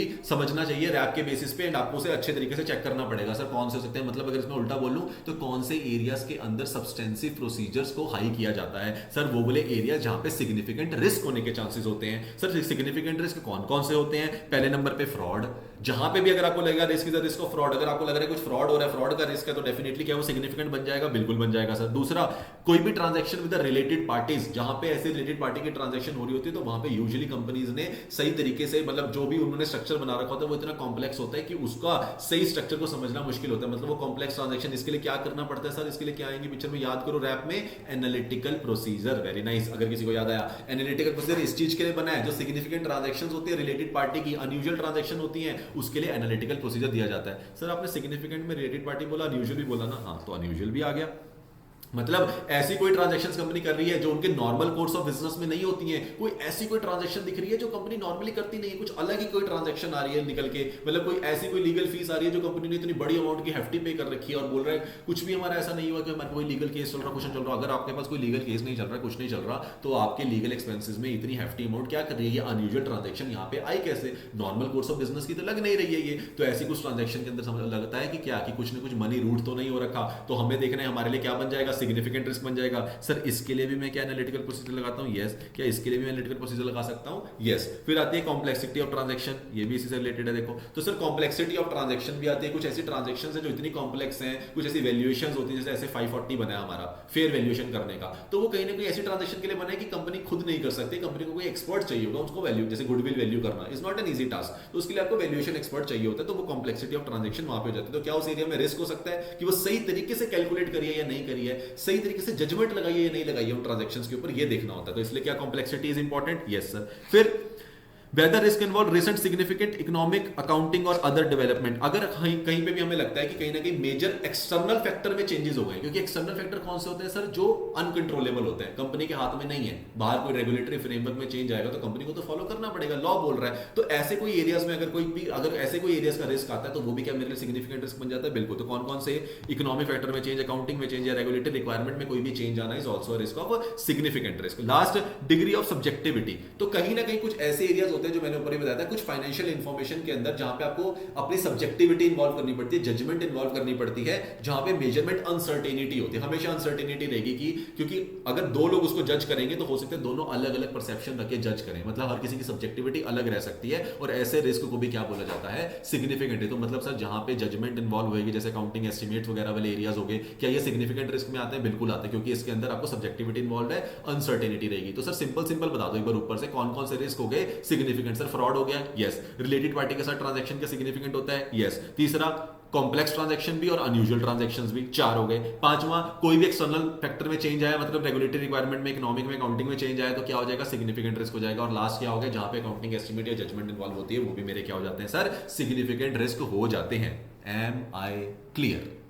यस, बहुत बढ़िया। अब सर देखो एक बात याद रखना, जब आप मेरे नोट्स पढ़ रहे हो, जो ये रेलेवेंस है ना, ये बहुत स्ट्रांग है। ये जब सिग्निफिकेंट रिस्क हमें मिलते रहे, उसके आगे क्या कहानी चल रही है, कहानी नहीं भूलनी है। तो सर हमने सिग्निफिकेंट रिस्क के बारे में तो जान लिया। अब आता है, अगर ऑडिटर सर डिटरमाइन कर ले कि सिग्निफिकेंट रिस्क एग्जिस्ट करता है, मान लिया, आपको ऐसे 315 क्या पूरी कहानी सुनाएगा, सिखाएगा कि जैसे जैसे आप बढ़ोगे आगे आपको सिग्निफिकेंट ढूंढना है, बता दिया कैसे ढूंढने, कौन कौन से ढूंढने, रैप से ढूंढ लो और ये सारे होंगे तो सिग्निफिकेंट मान लेना, मान लिया। अब आपने जब ऑडिट करा, आपको एक्चुअली में सिग्निफिकेंट रिस्क मिल भी गया। मिलने का मतलब क्या है? या तो फ्रॉड हुआ है, या न्यूजुअल ट्रांजैक्शन हो रखी है, या रिलेटेड ट्रांजैक्शन दिख रही है, मतलब आपने ऐसा ढूंढ लिया कि सर यहाँ पे कहीं ना कहीं सिग्निफिकेंट रिस्क इन्वॉल्व है। तो ऑडिटर क्या करेगा? ऑब्टेन करेगा understanding of the entities control. तो सबसे पहला मेरा फैक्टर आता है, इसको सेव करने के लिए एंटिटी ने अपने पास कोई तो इंटरनल कंट्रोल्स बना रखे होंगे। अगर एंटिटी इंटरनल कंट्रोल्स बनाते क्यों है? ताकि कोई रिस्क ना हो, कोई ऐसी चीज छूट ना जाएगा उनसे, तो इन्होंने सही तरीके से डिजाइन इंप्लीमेंट मेंटेन कर रखे हैं, तभी तो हमने रिस्क असेसमेंट प्रोसेस लगाया होगा। तो कहीं ना कहीं सबसे पहले मुझे अंडरस्टैंडिंग किसकी लेनी है? एंटिटीज के कंट्रोल की। इंटरनल कंट्रोल जो आपने डिजाइन एंड इंप्लीमेंट करे हैं टू इवेल्युएट करने के लिए, क्या इवेल्युएट करने के लिए? Weather the controls can mitigate such risk, कि वो जो आपके इंटरनल कंट्रोल्स है क्या वो इतने बढ़िया तरीके से डिजाइन इंप्लीमेंट है कि ये जो सिग्निफिकेंट मुझे नजर आ रहा है इसको मिटिगेट करते हो। कहता है सर टेंशन ना लो, अगर फ्रॉड हुआ होगा तो हमारे सामने आ गया होगा, हमने आपको रिपोर्ट कर दिया होगा, इतने बढ़िया इंटरनल कंट्रोल्स है हमारे। और कॉम्प्लेक्सिटी ऑफ ट्रांजेक्शन्स के बारे में हम पूरे के पूरे आपके पास रिकॉर्ड्स रखते हैं, वो कैसे उन्होंने कैलकुलेट करी, क्या हुआ, वो ट्रांजेक्शन कॉम्प्लेक्स कैसे है, पूरी जजमेंट है हमारे पास, पूरी थ्योरी, आपको जो चाहिए आप चेक कर सकते हो। मतलब कंपनी कह रही है हमारे पास इंटरनल कंट्रोल्स इतने बढ़िया हैं सर कि वो प्रॉपर तरीके से डिजाइन और इंप्लीमेंट कर रखे हैं हमने, और वो क्या करते हैं, वो हेल्प करते हैं। क्या चीज हेल्प करते हैं सर? डिजाइन एंड इंप्लीमेंट इतने सही तरीके से हैं कि वो आपको हेल्प करेंगे इवैल्यूएट करने में कि वो कंट्रोल जो है क्या वो मिटिगेट कर लेंगे। सर वो मिटिगेट कर लेंगे, इंक्लूडिंग कंट्रोल एक्टिविटीज। मतलब अगर मैं बात करूं तो मैं बोलूंगा, मतलब अगर मैं उल्टा थोड़ा सा घुमाऊं, क्या ये कंट्रोल एक्टिविटीज हुई? इंटरनल कंट्रोल, कुछ कंट्रोल करने की कुछ एक्टिविटीज मैंने डिफाइन कर रखी है कि ये कंट्रोल एक्टिविटीज है मेरी, ये मेरे क्या करते हैं, कंट्रोल करके रखते हैं कि मेरा कुछ भी गलत ना हो। यस बिल्कुल। तो उसको मिटिगेट करने के लिए such risk including control activities relevant to that risk. तो मुझे कंट्रोल एक्टिविटीज भी पढ़नी पड़ेंगी कि सर वो कंट्रोल एक्टिविटीज कौन कौन सी है जो आपको लगता है कि जिसकी वजह से आप क्या हो, आपने मिटिगेट कर लिया रिस्क। ठीक है जी।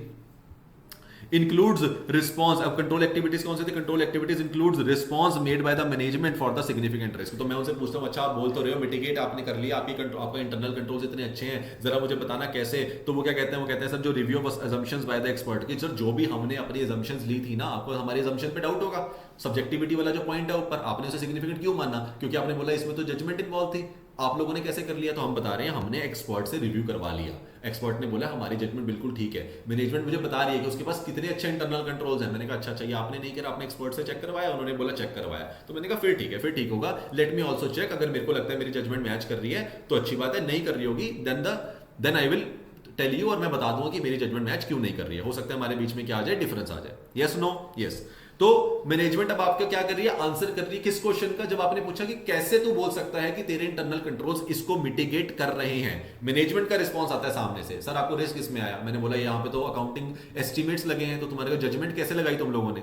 तो उन्होंने मुझे क्या बोला? उन्होंने बोला सर हमने जजमेंट लगाई, बिल्कुल लगाई। जो जजमेंट हमने लगाई वो क्या थी? हमने एक्सपर्ट से रिव्यू करवा ली। फिर एस्टिमेशंस आर प्रॉपर्ली डॉक्यूमेंटेड, जो हमने एस्टिमेट करा प्रॉपर्ली डॉक्यूमेंट है, आप चेक करिए। हमारे जो भी हम एस्टिमेट करते हैं प्रॉपर डॉक्यूमेंट करते हैं, कैसे हमने लगाया, क्या सोच के लगाया, सब बताते हैं, बहुत बढ़िया। और लास्ट में अप्रूवल बाय, हाँ सर हमने इसके ऊपर ऐसा नहीं है सिर्फ हमने बना के छोड़ दिया, हमने अप्रूवल भी ले रखे TCWG से। ये हमारा प्रोसेस है पूरा इंटरनल कंट्रोल का कि अगर कभी भी एस्टिमेशन की बात आएगी, रिव्यू करी जाएगी, डॉक्यूमेंट करी जाएगी और अप्रूवल लिया जाएगा TCW से, ताकि ऐसे हर सिग्निफिकेंट रिस्क में हमारा क्या है सर, हर सिग्निफिकेंट रिस्क के लिए हमने क्या लगा, मिटिगेटिंग फैक्टर पूरा पर इंटरनल कंट्रोल बना रखा है। तो मैंने कहा ठीक है। तो अब मैं चेक करता हूं क्या सर कंट्रोल एक्टिविटीज के एग्जांपल्स। तो मैंने जो कंट्रोल एक्टिविटीज होती हैं वो होनी कौन सी चाहिए? कंट्रोल एक्टिविटीज में आता है ऑथराइजेशन। मतलब आपने अगर आपका इंटरनल कंट्रोल क्या होना चाहिए कि कोई हो जो उसको ऑथराइज कर रहा हो, ऐसे नहीं कि जिसका मन करे वो पास कर दे, बिल्कुल नहीं। ऑथराइजेशन होनी चाहिए। परफॉर्मेंस रिव्यू होना चाहिए, आप कुछ भी करते हो तो उसका रिव्यू हो रहा है, बिल्कुल हो रहा है। ये क्या है? आपके इंटरनल कंट्रोल्स हैं, आपकी कंट्रोल एक्टिविटीज। इंटरनल कंट्रोल के अंदर एक पार्ट होता है कंट्रोल एक्टिविटीज। तो ये कंट्रोल एक्टिविटीज अगर आप फॉलो करोगे तो डेफिनेटली आपके फ्रॉड और एरर के चांसेस कम हो जाएंगे। यस और नो? Yes sir. मतलब ऑथराइजेशन कंपनी में होती है, हर चीज की कंपनी में ऑथराइजेशन है। अगर कोई ये बिल पास करता है, दूसरा चेक करेगा, तीसरा उसको वेरीफाई करके बाहर भेजेगा, बहुत बढ़िया। दूसरा परफॉर्मेंस रिव्यू। तीसरा इंफॉर्मेशन प्रोसेसिंग, कि सर हमारी प्रॉपर तरीके से इंफॉर्मेशन प्रोसेसिंग होती है। ऐसा नहीं है कि हमारी इंफॉर्मेशन किसी हाफ नॉलेज है, किसी के पास पहुंची किसी के पास नहीं पहुंची, ऐसा नहीं है। हमारा टॉप लेवल से शुरू होता है, लोअर लेवल तक इंफॉर्मेशन प्रोसेसिंग बिल्कुल सही तरीके से चलती है, कुछ भी मिस नहीं होता। फिजिकल कंट्रोल्स, हमारे पास सिर्फ और सिर्फ IT कंट्रोल्स नहीं है, हमारे पास फिजिकल कंट्रोल्स भी हैं। मतलब अगर हमारे को अगर किसी रूम में अंदर जाना है, वहां पे अलाउड नहीं है, तो हमारे को वहां पे थंबप्रिंट प्रॉपर फिजिकल कंट्रोल है उसको करने के लिए। ऐसे किसी को अथॉरिटी नहीं है, जिसके पास वो एक्सेस कार्ड होगा वही जा सकता है। फिजिकल कंट्रोल्स अच्छे हैं। लास्ट में, और हमारी सेग्रीगेशन ऑफ ड्यूटीज है, ऐसा नहीं है कि मेरा काम कोई और कर दिया, किसी और काम मैं कर दूंगा, ऐसा नहीं होता है सर। हम रोटेशन पे जरूर काम करते हैं, लेकिन सेग्रीगेशन ऑफ ड्यूटीज हम मेंटेन करते हैं। ये सारी मेरी क्या होते हैं, इसमें क्वेश्चन आया पहले भी, कौन कौन सी कंट्रोल एक्टिविटीज होती हैं जो इंटरनल कंट्रोल्स के अंदर आती हैं। सर इंटरनल कंट्रोल्स के अंदर आता है ऑथराइजेशन होनी चाहिए आपके पास, परफॉर्मेंस का रिव्यू होना चाहिए, सेग्रीगेशन ऑफ ड्यूटी होनी चाहिए, सिर्फ IT कंट्रोल्स नहीं होने चाहिए, फिजिकल भी होने चाहिए, और लास्ट में इंफॉर्मेशन प्रोसेसिंग रहनी चाहिए प्रॉपर तरीके से on the basis of the control activities. फिर मैं आगे बढ़ गया कि जैसे ही मेरे पास क्या आया, on the basis of control activities, मैंने जान ली कंट्रोल एक्टिविटीज, यस सर। उसके बेसिस पे ऑडिटर डिटरमाइन करता है whether management has appropriate test of controls. मतलब टेस्ट ऑफ कंट्रोल का मतलब सर क्या? Internal control. तो मतलब basically sir on the basis of, किसके बेसिस पे? कंट्रोल एक्टिविटीज के बेसिस पे कि कितनी अच्छी कंट्रोल एक्टिविटीज हैं जो उन्होंने बोला मिटिगेट करते हैं, कितने सही डिजाइन हो रखे हैं, इंप्लीमेंट हो रखे हैं, उसके बेसिस पे मैं क्या डिटरमाइन करता हूं कि मैनेजमेंट के पास एप्रोप्रिएट इंटरनल कंट्रोल्स मतलब टेस्ट ऑफ कंट्रोल्स हैं या नहीं है for these risk of material misstatement. And उसके बेसिस में मैं डिटरमाइन करता हूं कि मेरी क्या होनी चाहिए, मेरा nature, time and extent of substantive procedure बोल लो या फर्दर ऑडिट प्रोसीजर बोल लो, एक ही बात है, कितने ज्यादा होने चाहिए। मतलब मुझे एंड ऑफ द डे ये चेक करना है कि मुझे कितनी फर्दर चेकिंग करनी है, उस फर्दर चेकिंग को का मुझे बेस चाहिए, वो बेस मेरा बना के देता है ये कि कितना रिस्क ऑफ मटेरियल में स्टेटमेंट मुझे नजर आ रहा है, ज्यादा तो सब कुछ ज्यादा, कम तो सब कुछ कम। मतलब अगर मैं इसको उल्टी फॉर्म में बोल दूं, सर उल्टी फॉर्म में बिल्कुल, अगर मैं सर इस फॉर्म में बोल दूं क्या, अगर मेरा टेस्ट ऑफ कंट्रोल्स हाई निकल गए, मैं बोलता हूं कि मैंने जो कंट्रोल एक्टिविटीज चेक करी उसके बेसिस पे मैं बोल सकता हूं कि बढ़िया एप्रोप्रिएट है, test of controls are good, तो मेरे फर्दर ऑडिट प्रोसीजर कम हो जाएंगे। इसको टी और डी भी बोलते हैं। सर एक बार आप इसको ठीक से हमें लिख के बता दोगे? अरे यार नेकी और पूछ पूछ, आओ चलो मेरे साथ साथ। सर अगर टेस्ट ऑफ कंट्रोल्स, सर अगर मेरे टेस्ट ऑफ कंट्रोल्स अच्छे निकल के आगे, मतलब बढ़िया निकल के आगे, test of controls are good, मैं बोल सकता हूं मैंने कंट्रोल एक्टिविटीज देखी, सब कुछ देखा, सही डिजाइन सही इंप्लीमेंट हो रखे हैं, मिटिगेट कर रहे हैं मेरे रिस्क को, अच्छे निकल के आगे, तो मेरी टी और डी क्या हो जाएगी? कम हो जाएगी। टी और डी का मतलब होता है फर्दर ऑडिट प्रोसीजर, इसका मतलब होता है ROMM में इंटरनल कंट्रोल्स। ठीक है सर, तो मेरी क्या हो जाएगा? टीओडी। टीओडी का मतलब टेस्ट ऑफ डिटेल्स। जैसे मेरे टेस्ट ऑफ कंट्रोल्स अच्छे होते हैं, मेरा टेस्ट ऑफ डिटेल क्या हो जाता है? कम हो जाता है। अगर यही उल्टा कर दूं मैं, सर मेरे को निकल के आया इनके इंटरनल कंट्रोल्स तो बहुत वीक हैं, बिल्कुल भी अच्छे नहीं है, कोई मिटिगेट नहीं कर रहा, कुछ भी कंट्रोल एक्टिविटीज ही नहीं, ऑथराइजेशन ही नहीं है, कोई भी सेग्रीगेशन ऑफ ड्यूटी नहीं, कोई भी टास्क करे जा रहा है, आज ये कोई टास्क करता है, कल वो कोई और टास्क करता है उसका, तो इसका मतलब कोई सेग्रीगेशन नहीं है, तो फिर मेरे को क्या हो जाएगा? मुझे लगेगा रिस्क हाई है, तो मुझे टेस्ट ऑफ डिटेल भी ज्यादा करनी पड़ेगी, मतलब मुझे फर्दर ऑडिट प्रोसीजर भी क्या करने पड़ेंगे? ज्यादा लगाने पड़ेंगे। तो ज्यादा लगाने का मतलब क्या है कि मुझे नेचर टाइम एंड एक्सटेंट जो मैं बात करता हूँ, ये डिसाइड करने के लिए मुझे ये डिसाइड करना है कि मेरे को नेचर टाइम एंड एक्सटेंट कितना रखना है। तो वो कितना रखना किसके ऊपर डिपेंड करता है? सर इन दो चीजों के ऊपर डिपेंड करता है। टेस्ट ऑफ कंट्रोल्स अच्छे हैं तो कम रखूंगा, बुरे हैं तो ज्यादा रखूंगा। ओके सर नाइस, अब क्लियर हो गया सर, बढ़िया। चलो जी, यहां तक क्लियर है? Are we good? चलिए आगे आते हैं। सर एंटिटीज के इंटरनल कंट्रोल, अब इंटरनल कंट्रोल पे आए गए हैं तो एक बार इंटरनल कंट्रोल को थोड़ा सा और अच्छे से समझ लेते हैं। अभी हमने सिर्फ क्या समझा है कि कंपनी कुछ इंटरनल कंट्रोल बनाती है जो सही तरीके से डिजाइन और इंप्लीमेंट होने चाहिए, और उसके अंदर कंट्रोल एक्टिविटीज करके हमने क्या पढ़ा है? टॉपिक पढ़ लिया कि कंट्रोल एक्टिविटीज अच्छी होंगी तो बोल पाएंगे टेस्ट ऑफ कंट्रोल्स अच्छे हैं। बढ़िया, यहां तक तो सर डन हो गया। सर इतना ही है इंटरनल कंट्रोल्स, इतना ही है, बस एक आधा छोटा सा मोटा चेंज और है, एक और छोटा सा टॉपिक और है, बस उसके बाद खत्म हो जाएगा। सर क्वेश्चन आता है why internal controls are so important for the auditor. Sir ये क्वेश्चन भी इंपॉर्टेंट है, बिल्कुल आप लोगों को वैसे तो इसका आंसर आप कर पाओगे, क्योंकि उसके बाद आप बोल पाओगे कि सर इंटरनल कंट्रोल्स इसलिए इंपॉर्टेंट है क्योंकि उसी से तो पता चलेगा मेरा फर्दर ऑडिट प्रोसीजर मुझे कितना बनाना है, मेरे को टेस्ट ऑफ डिटेल कितनी बनानी है, कहां से बताऊं, और यहीं से तो बताऊंगा। बात तो सही है। तो इंटरनल कंट्रोल असिस्ट करते हैं ऑडिटर को आइडेंटिफाई करने में types of potential misstatements and factors that affect the risk of material misstatement. अब देखो ये एक प्रॉपर अपने आप में छोटा सा लेक्चर होना चाहिए क्या, कि मिसस्टेटमेंट्स कितने तरीके की होती है। ये एकदम से यहाँ पे वर्ड उठ के आ गया पोटेंशियल, तो ये पोटेंशियल यहाँ पे क्यों आया? कोई और वर्ड क्यों नहीं आया? यहाँ पे मटेरियल क्यों नहीं बोला? यहां पे कुछ और भी तो बोल सकते थे, वाई पोटेंशियल है कि नहीं? एक बार आऊंगा जब हम इस 315 प्लस 330 को कवर कर लेंगे ना, उसके बाद 450 में जाने से पहले हम इसकी बात करेंगे कि मिसस्टेटमेंट्स कितने टाइप की होती है। चलो आ जाओ।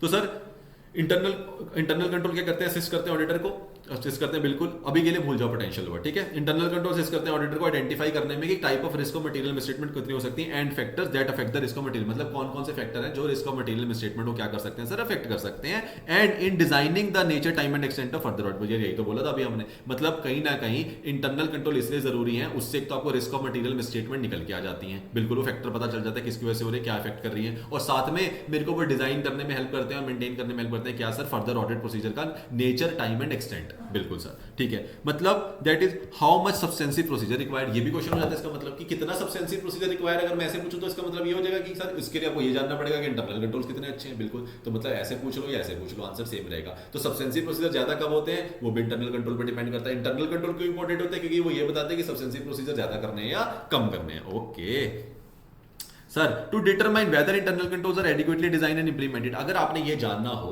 कि क्या इंटरनल कंट्रोल्स एक्चुअली में मैं कैसे बोलूं कि वो सही तरीके से डिजाइन एंड इंप्लीमेंट है, तो ऑडिटर को क्या लेना पड़ता है? अंडरस्टैंडिंग लेनी पड़ती है। सर किसकी? पहले नंबर पे कंट्रोल एनवायरनमेंट की। पहले तो आप अपना कंट्रोल एनवायरनमेंट की अंडरस्टैंडिंग लो। अगर ऑडिटर को अंडरस्टैंडिंग मिल गई कि कंट्रोल एनवायरनमेंट कितना अच्छा है, तो वो अपने आप बोल पाएगा यार इतना बढ़िया इंटरनल तुम्हारा कंट्रोल एनवायरनमेंट है, इंटरनल कंट्रोल्स आपके वीक हो ही नहीं सकते, टेस्ट ऑफ कंट्रोल्स आपके स्ट्रांग होंगे ही होंगे। अगर किसी चीज का कंट्रोल एनवायरनमेंट पूरा का पूरा एनवायरनमेंट इतना स्ट्रांग होगा तो क्या कंट्रोल स्ट्रांग नहीं होंगे? होंगे सर, पहले नंबर पे। दूसरा, एंटिटी का रिस्क असेसमेंट प्रोसेस, आपको इंटरनल कंट्रोल के लिए प्रोसेस लगा के देख लो, आइडेंटिफाई करके देख लो, असेस करके देख लो, लाइक्लीहुड ऑफ अकरेंस चेक कर लो, इसके बेसिस पे भी क्या बोल पाओगे? बिल्कुल बोल पाओगे। यस और नो? यस सर, हम इसके बेसिस पे भी बोल सकते हैं, यस बोल सकते हैं। तो एंटिटी का अगर मैंने रैप लगा लिया, रैप क्यों इंपॉर्टेंट था मैंने बताया सर, रैप से ही आपको पता चल जाएगा कि इंटरनल कंट्रोल सही डिजाइन है या इंप्लीमेंट है या नहीं है, ये भी पता चल गया। तीसरा, इंफॉर्मेशन सिस्टम, आप इंफॉर्मेशन उनका आईटी सिस्टम प्रॉपर तरीके से, प्रॉपर इंफॉर्मेशन सिस्टम कैसा है ये चेक कर लो।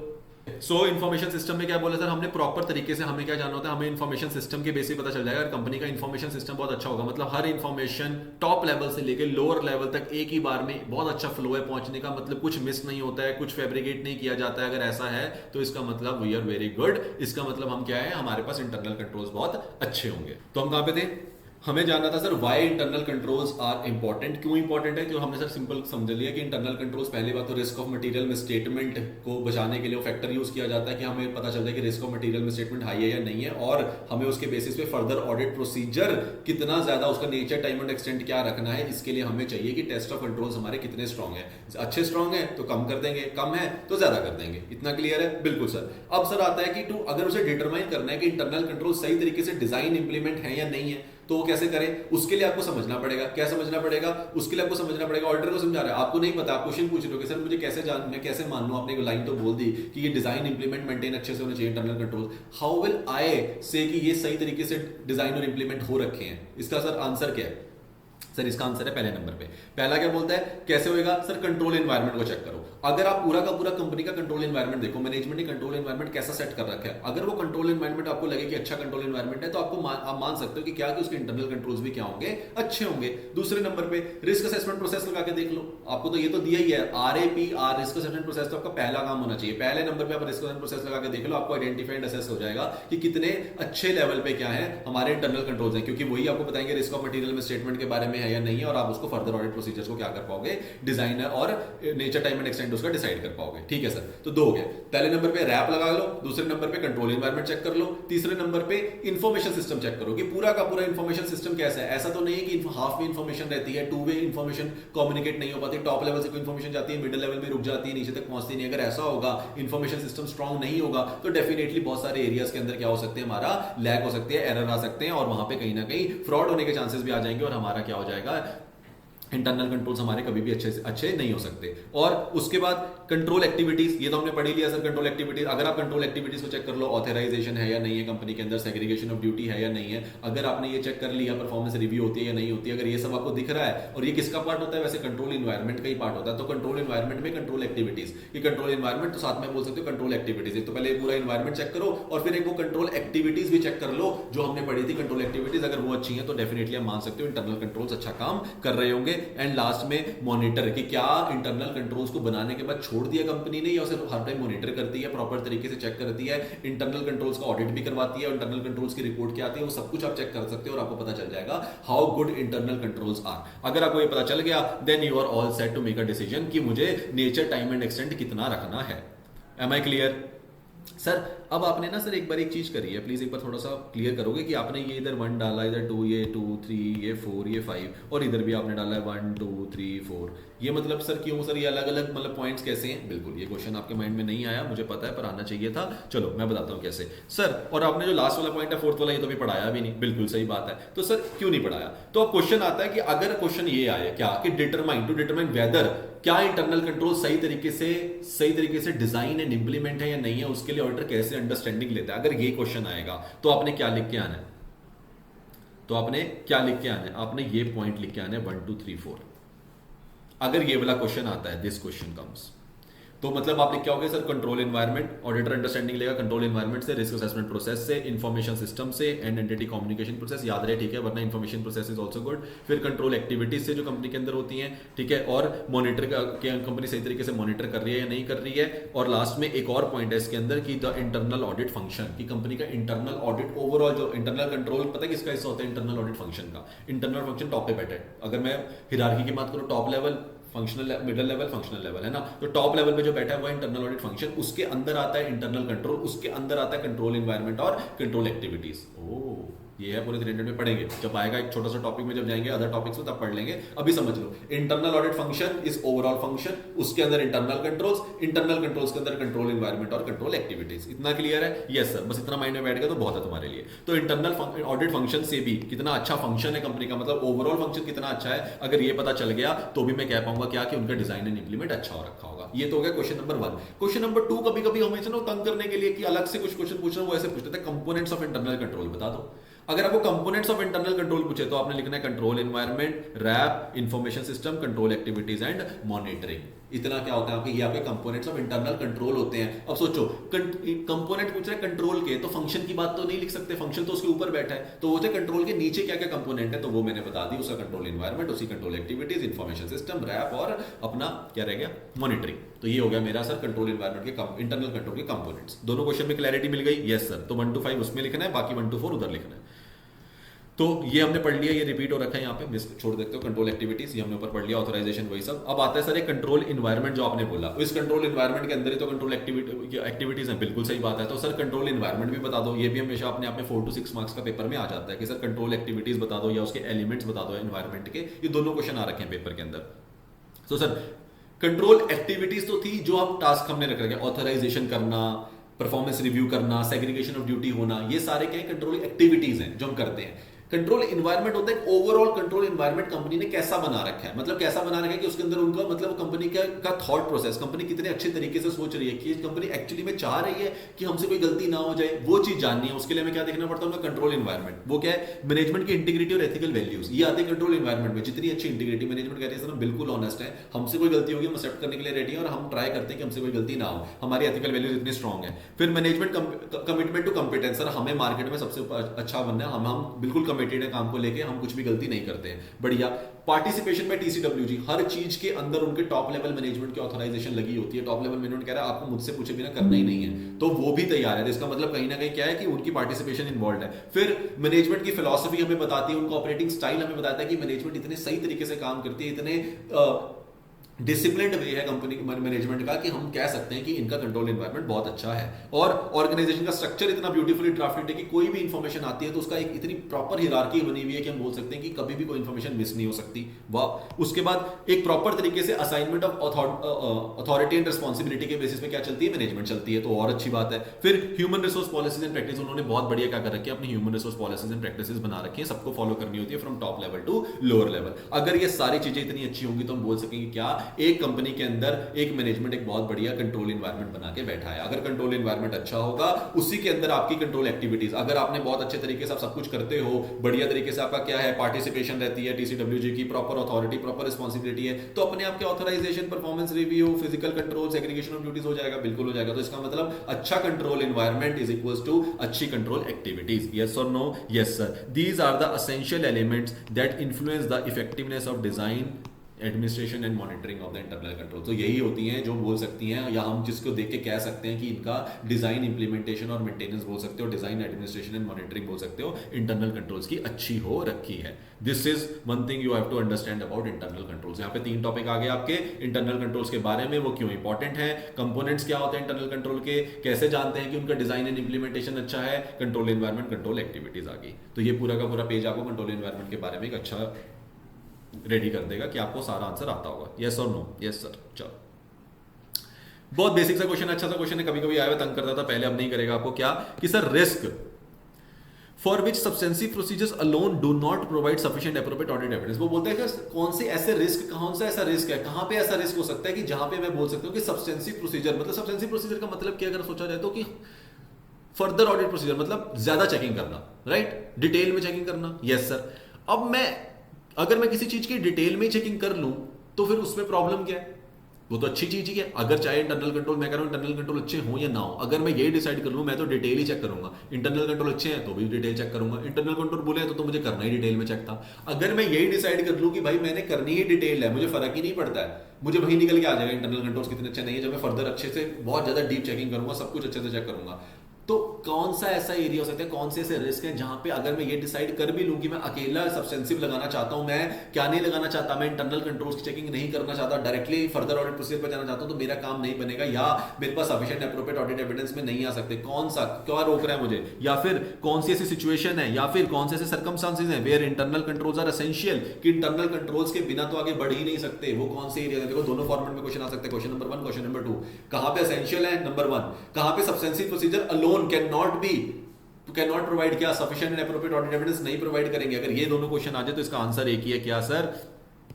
ऐसे 330 मतलब डायरेक्टली नहीं लग रहा है, सिर्फ बता रहा है क्या, असेस्ड रिस्क की जब आप बात करते हो तो उसके अंदर टेस्ट ऑफ कंट्रोल्स की बात होती है, जैसे हम कंप्लायंस टेस्टिंग भी बोलते हैं। टेस्ट ऑफ कंट्रोल का मतलब क्या होता है, कंप्लायंस को टेस्ट करना, जो आपने कंट्रोल्स बना रखे हैं, दैट इज आप इंटरनल कंट्रोल लिख सकते हो, एंड सब्सटेंसिव प्रोसीजर, दो चीजों की बात होती है कि जो इंटरनल कंट्रोल्स है उसके बेसिस पे जो आपके सब्सटेंसिव प्रोसीजर आप लोगों ने लगाने हैं, ठीक है। अब आता है risk of material statement may relate directly to the class of transaction, account balance और disclosure in preparation of the financial statement.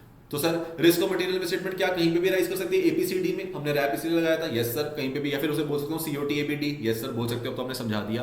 क्या वो फाइनेंशियल स्टेटमेंट लेवल या एजर्शन लेवल कहीं भी हो सकती है, बिल्कुल हो सकती है, बट आरएम तो सर कहीं भी हो सकती है, तो मान लिया, but where such routine class of transaction are subjected to the highly automated processing, मतलब अगर मैं बात करूं आईटी कंपनीज की, जहां मैं बात करूं कि जहां पे सारा कुछ मैनेज ही आईटी से होता है, मैनुअल इंटरवेंशन नहीं, पेपर वर्क ही नहीं है, मतलब anything which happens starts from IT to IT, मतलब इनपुट भी आईटी में आएगा, प्रोसेसिंग भी आईटी में हो रही है, आउटपुट भी आईटी से निकल रहा है। अगर ऐसी कंपनीज हो जहां पे पूरा का पूरा एनवायरनमेंट हाईली ऑटोमेटेड हो, जहां पे कोई मैनुअल इंटरवेंशन ना हो, वहां पे तो आपको टेस्ट ऑफ कंट्रोल्स लगाने ही पड़ेंगे ना। वहां पे आपको क्या करोगे, आप फर्दर ऑडिट प्रोसीजर में डिटेल चेकिंग कैसे करोगे, तो इनवॉइसेस वगैरह कैसे चेक करोगे, सब कुछ तो कहेंगे सर हमारा इन्फॉर्मेशन सिस्टम में पड़ा है, सब कुछ हमारा आईटी में पड़ा है, तो इसका मतलब हमारा तो इंफ्रास्ट्रक्चर ही सारा आईटी है। मतलब ऐसी कंपनी टीसीएस होगी, बैंकिंग सर्विसेज होगी, देखो Tata consultancy, Infosys, financial services, bank, NBFC, इनका तो सब कुछ सारा का सारा क्या है, ये तो पूरा का पूरा आईटी में रखते हैं, सब कुछ इनका आपके किस में रहेगा, लैपटॉप्स में रहेगा, आपके पीसीज में रहेगा, कहीं ना कहीं आपका क्लाउड्स पे रहेगा, तो वो तो आपको चेक करने के लिए क्या करने पड़ेंगे, फर्दर चेकिंग नहीं कर सकते, आपको इंटरनल कंट्रोल्स, क्योंकि सब कुछ तो आप सिस्टम से डाल रहे हो, इनपुट भी सिस्टम में जा रहा है, प्रोसेसिंग भी सिस्टम में हो रही है, आउटपुट भी सिस्टम में हो रही है, तो आपको इंटरनल कंट्रोल्स क्या करने पड़ते हैं, चेक करने पड़ते हैं। It may not be possible to perform only substantive procedure in relation to that risk, that is this is the case where significant amount of entities information is initiated, recorded, processed और reported only in the electronic form. Please इस लाइन को लिख के आएंगे कि इन वाले cases के अंदर क्या होता है, सारी की सारी इंफॉर्मेशन इनिशिएट भी वहीं होती है, रिकॉर्ड भी वहीं होती है, प्रोसेस भी वहीं होती है, रिपोर्ट भी होती है, कि वहां पे इलेक्ट्रॉनिक फॉर्म में होती है, जैसे कि आईटी कंपनीज होगी, जैसे कि बैंकिंग कंपनीज होगी। इसलिए यहां पे सिर्फ सब्सटेंसिव प्रोसीजर काम नहीं करते, इंटरनल कंट्रोल्स का होना भी बहुत जरूरी है। क्लियर? Yes sir. चलो फिर आता है सर इंटरनल कंट्रोल्स का होना जरूरी है, तो मान लिया, और आईटी कंपनी की आपने बात भी कर ली, बट आईटी अपने आप में प्रोसेस करता है क्या specific risk to entity internal control, even if आपके इंटरनल कंट्रोल्स होंगे, लेकिन जहां पे आईटी इन्वॉल्व होगी, जहां पे टेक्नोलॉजी की बात आ गई, वहां पे अपनी टेक्नोलॉजी के कुछ रिस्क है, चाहे इंटरनल कंट्रोल्स आप कितने भी अच्छे बना लो। बिल्कुल सही बात है, जैसे कि सर अनऑथराइज एक्सेस मिल गया किसी को डेटा का, ऐसा भी तो हो सकता है कि अनऑथराइज एक्सेस मिल जाए, किसी को नहीं भी देना डेटा पर उसने भी एक्सेस ले लिया, किसी भी वे में ले लिया, उस पर नहीं जा रहे, बट क्या अनऑथराइज एक्सेस मिल सकता है? बिल्कुल। कोई अनऑथराइज चेंजेस कर सकता है किसी मास्टर फाइल वगैरह में, बिल्कुल कर सकता है, हमें पता भी नहीं चलेगा। यस और नो? बिल्कुल। कोई आईटी पर्सनल गेन कर रहा है access privilege beyond the necessary, उसको जितना जहां तक वो चीजों को देख सकता है उससे ज्यादा उसने क्या ले लिया, प्रिविलेज ले लिया, मतलब अनऑथराइज एक्सेस गेन कर लिया। Yes sir. कहीं ना कहीं हैकिंग वगैरह का भी रहता है, बिल्कुल। इनएप्रोप्रिएट मैनुअल इंटरवेंशन हो सकती है, यस। क्या पोटेंशियल लॉस हो सकता है डेटा का? बिल्कुल हैक हो सकता है। क्या reliance on system that was inaugurated data, क्या ऐसा भी हो सकता है कि बाई चांस हो सकता है मेरे जो इनपुट हो वही इनकरेक्ट चला जाए, जो मैं सिस्टम के ऊपर ट्रस्ट करके बैठा हूं वहां पे गलती हो सकती है। तो क्या आईटी अपने आप में कुछ रिस्क लेके आता है जो इंटरनल रिस्क होते हैं? वेरी बेसिक क्वेश्चन है, क्या आईटी अपने आप में कोई रिस्क लेके आता है? इवन इफ मेरे इंटरनल कंट्रोल्स अच्छे हो, बट उसके अपने रिस्क, अनऑथराइज एक्सेस मिलना, अनऑथराइज चेंज कर देना, ज्यादा किसी को एक्सेस दे देना, मैनुअल इंटरवेंशन हो जाना, पोटेंशियल लॉस हो जाना डेटा का, मिलना ही ना डेटा को, या फिर कोई डेटा डिस्ट्रक्ट हो जाना, मतलब कि किसी चेंजेस की वजह से, तो उस वाले केसेस में क्या रहता है, आईटी के अपने क्या रहते हैं सर, रिस्क रहते हैं। और यहाँ पे मेरा 315 पूरी की पूरी तरीके से क्या हो जाता है सर, कंप्लीट हो जाता है। तो सर क्या मैं 315 समझ गया हूं? बिल्कुल समझ गया हूं सर। अब क्या रहता है, क्या 330 भी कर लेना चाहिए? कर लेना चाहिए, वैसे तो बहुत सिंपल है, ज्यादा मुश्किल भी नहीं है। आ जाओ 15 मिनट लगाएंगे और इसको भी खत्म करते हैं, क्योंकि इसने तो कुछ नहीं करना, आप तो फर्दर ऑडिट प्रोसीजर तक तो कहानी आप ले ही आए, बस अब ये तो बता रहे हैं आपको फर्दर ऑडिट प्रोसीजर लगाना कैसे, बस रिस्पॉन्स करना है आपने। क्या करना है? रिस्पॉन्स करना है। किसका?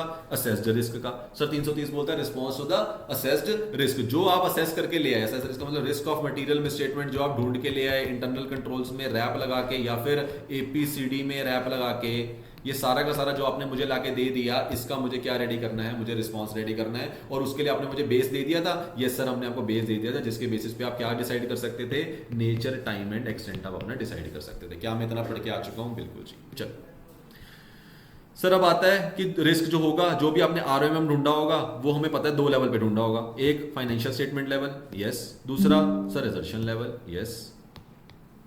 तो क्या 2 लेवल पे ढूंढा होगा? बिल्कुल ढूंढा होगा सर। चलिए जी। तो सर कहानी आती है सबसे पहले नंबर पे, ओवरऑल रिस्पांस या फिर ऑडिट प्रोसीजर मेरा क्या रहना चाहिए अगर मैं रिस्क और मटेरियल में स्टेटमेंट की बात करता हूं फाइनेंशियल स्टेटमेंट लेवल पे, मतलब ओवरऑल एज अ होल मेरा कुछ इंपैक्ट कर रहा है, उसके बेसिस पे मैंने क्या रिस्पांस रेडी करूं। जब मेरे को पता चल गया, मेरे को टेस्ट ऑफ कंट्रोल्स वगैरह देख के आइडिया लग गया, मैंने सब कुछ करा, मुझे कुछ ना कुछ सिग्निफिकेंट रिस्क निकल के आया, मैंने सब कुछ करके देखा और मुझे पता चला कि हाँ भाई, कहीं ना कहीं financial statement level as a whole पे क्या है, रिस्क राइज करता है, रिस्क और मटेरियल में स्टेटमेंट मुझे मिली है, उसके लिए मैं क्या फर्दर ऑडिट चेकिंग करूं, क्या मेरे फर्दर प्रोसीजर की चेकिंग होनी चाहिए। क्या कह रहा है, emphasising the audit team the need of maintaining professional scepticism. तो पहले तो देखो, जब भी कहानी पूरे लेवल की शुरू होती है, जब भी कहानी पूरे लेवल की शुरू होती है, पूरे लेवल की शुरू होने का मतलब क्या है, जब भी पूरी की पूरी फाइनेंशियल स्टेटमेंट की बात करते हो, उस पर रिस्क आया है, तो सबसे पहले आप अपनी टीम को क्या बोलोगे। सोचो आप ऑडिटर हो, अपनी टीम नहीं, आपका ऑडिट चल रहा है, आपके पास स्टाफ है, पूरा का पूरा आर्टिकल्स हैं, सीनियर स्टाफ है, सब कुछ है। अब आपको क्या पता चला, आपने बोला भाई देखो ऐसा है, रिस्क ऑफ मटेरियल में स्टेटमेंट जो हमने इंटरनल कंट्रोल्स की डिजाइन एंड इंप्लीमेंटेशन चेक करी थी, उससे हमें पता लगा टेस्ट ऑफ कंट्रोल्स इतने अच्छे नहीं है, पता लग गया 1 नंबर। दूसरा, उसके बेसिस पे हमने जो नेचर, टाइम एंड एक्सटेंट निकाला है, हमें उसको क्या करना पड़ेगा, हमें कहीं ना कहीं financial statement as a whole पे रिस्क मिला है, हमें वो चेक करना है। ठीक है सर। अब अगर आपको ये मिलेगा तो सबसे पहले आप अपनी टीम आपकी डर जाएगी कि सर सारी फाइनेंशियल स्टेटमेंट में रिस्क है। हमने बोला हाँ सर। तो कहेंगे सर ये तो फिर बहुत ज़्यादा चेक करना पड़ेगा। मैं कहा बिल्कुल सर चेकिंग करनी पड़ेगी, कुछ बहुत सारे एरियाज में रिस्क नजर आया, अगर एक आधी आइटम पे होता है, रिजर्वेशन लेवल पे होता तो मैनेज हो जाता, लेकिन अभी तो बहुत बड़ा रिस्क है। तो फिर सर क्या करें।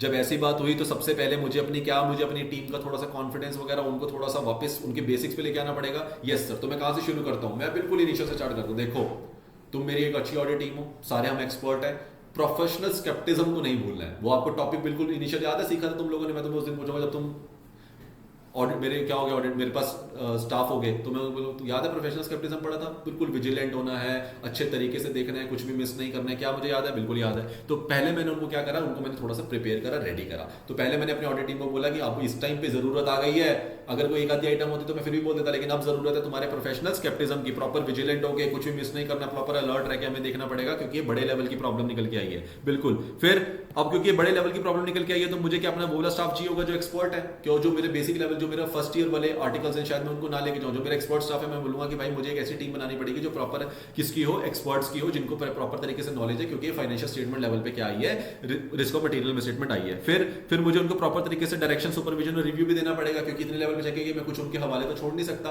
तो मुझे क्या कहना है कि आप लोग करेंगे, मैं चेक करूंगा, मैं बताऊंगा क्या क्या चेक करना है, कैसे चेक करना है, और मैं सुपरवाइज भी करूंगा, रिव्यू भी करूंगा। फिर incorporate additional elements during further audit procedure. फिर जैसे जैसे मेरी फर्दर ऑडिट प्रोसीजर रहेगी, उसके हिसाब से जो भी मुझे एडिशनल चेक करना पड़ेगा, वो भी मैं क्या करके आऊंगा, लेके आऊंगा, इनकॉर्पोरेट कर लूंगा। लास्ट में making general changes to the nature, time and extent. और जैसे जैसे करके मेरी चेकिंग आगे बढ़ती जाएगी, जहां जहां पे भी मुझे लगता है यहाँ पे कम, यहाँ पे ज्यादा, इसको ज्यादा टाइम चाहिए, इसको कम टाइम चाहिए, उसके बेसिस पे मैं क्या करता रहता हूँ, अपना नेचर, टाइम एंड एक्सटेंट को क्या करता हूँ, चेंज करता रहता हूँ, जब जब मेरे को जरूरत आती है। Performing substantial procedure at period end. अगर मुझे लगता है किसी चीज को मुझे डायरेक्टली पीरियड एंड पे चेक करना है, उसका ज्यादा बेनिफिट होगा, रेदर देन मैं उसे मिड में चेक करूँ, क्योंकि एंड ईयर ट्रांजेक्शंस उसको इफेक्ट कर सकती है, तो मैं उसे तब चेक कर लूंगा। अगर मुझे लगता है मुझे कुछ इंटरिम डेट पे भी चेक करना है, मतलब मिडल ऑफ द ईयर भी चेक करना है, तो मैं तब चेक कर लूंगा। मतलब मुझे अपने प्रोसीजर में चेंज करना है, ये ड्यूरिंग द ऑडिट, जब मैं उसको ड्यूरिंग कर रहा हूँ, फर्दर ऑडिट प्रोसीजर लगा रहा हूँ, तब मैं क्या कर सकता हूँ, चेंजेस कर सकता हूँ। या फिर modifying the nature of the audit procedure to obtain more persuasive audit evidence. Persuasive का मतलब क्या होता है, मोर पुख्ता सबूत, एक ऐसा सबूत जिसको मैं बोल सकता हूँ ये तो सफिशिएंट एप्रोप्रिएट है, इसके बेसिस पे तो मैं तैयार हूं डिसीजन देने को।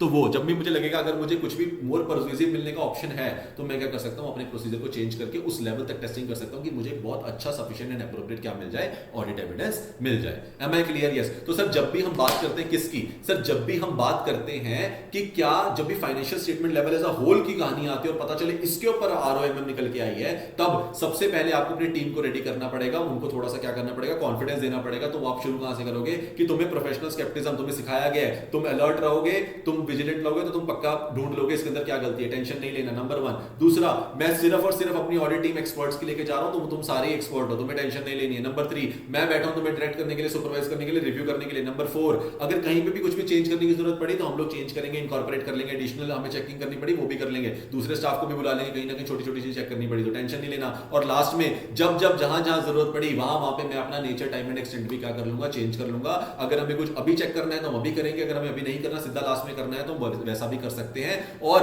अगर कहीं पे भी आपको लगे कि थोड़ा सा और चेकिंग करके आपको परसुएसिव ऑडिट एविडेंस मिल सकता है तो आप वो भी क्या कर सकते हो, उस नेचर को भी आप क्या कर सकते हो, चेक कर सकते हो और ले सकते हो। चेकिंग करने में कोई प्रॉब्लम नहीं है। तो मैं क्या एडिशनली चेंजेस करता रहता हूं, बिल्कुल करता रहता हूं।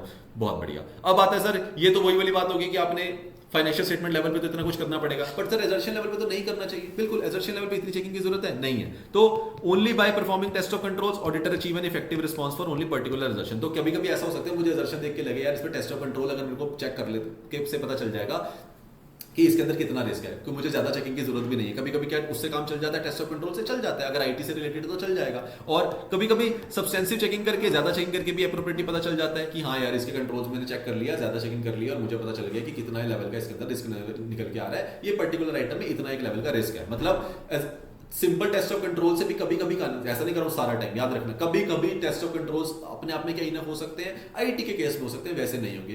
कभी कभी क्या सफिशिएंट एप्रोप्रिएट ऑडिट, कभी कभी क्या फर्दर ऑडिट प्रोसीजर अपने आप में इनफ हो सकते हैं, लेकिन अगर आईटी का केस ना हो तब हो जाएंगे। लेकिन एक्चुअली में देखा जाए तो क्या बेस्ट फ्लो क्या है, क्या इनको कंबाइन करके चेक करना ज्यादा बेटर है। अगर आप अच्छे से इंटरनल कंट्रोल भी चेक कर लो, उसके बेसिस पे फर्दर ऑडिट प्रोसीजर चेक करो, क्या बेटर रिजल्ट आएगा? बिल्कुल आ सकता है। तो क्या बोला गया, a combined approach for both would be an effective approach. तो बोला गया अगर आपने कभी भी चेक करना है तो बेटर है आप टेस्ट ऑफ कंट्रोल्स को भी और टेस्ट ऑफ डिटेल्स को भी दोनों को कंबाइन करके चेक करिए, ताकि आपका एक बेटर अप्रोच बने और उसके बेसिस पे आप क्या कर सकते हो, डिजाइन एंड परफॉर्म कर सकते हो अपना फर्दर ऑडिट प्रोसीजर, और आप रिस्पांस रेडी कर सकते हो अपना असर्शन लेवल पे, जो भी आपने रिस्पांस रेडी करना होगा, जो भी आपको निकल के आया है उसके बेसिस पे आप ये चेक करिए और अपना रिस्पांस रेडी कर लीजिए। क्लियर? Yes sir.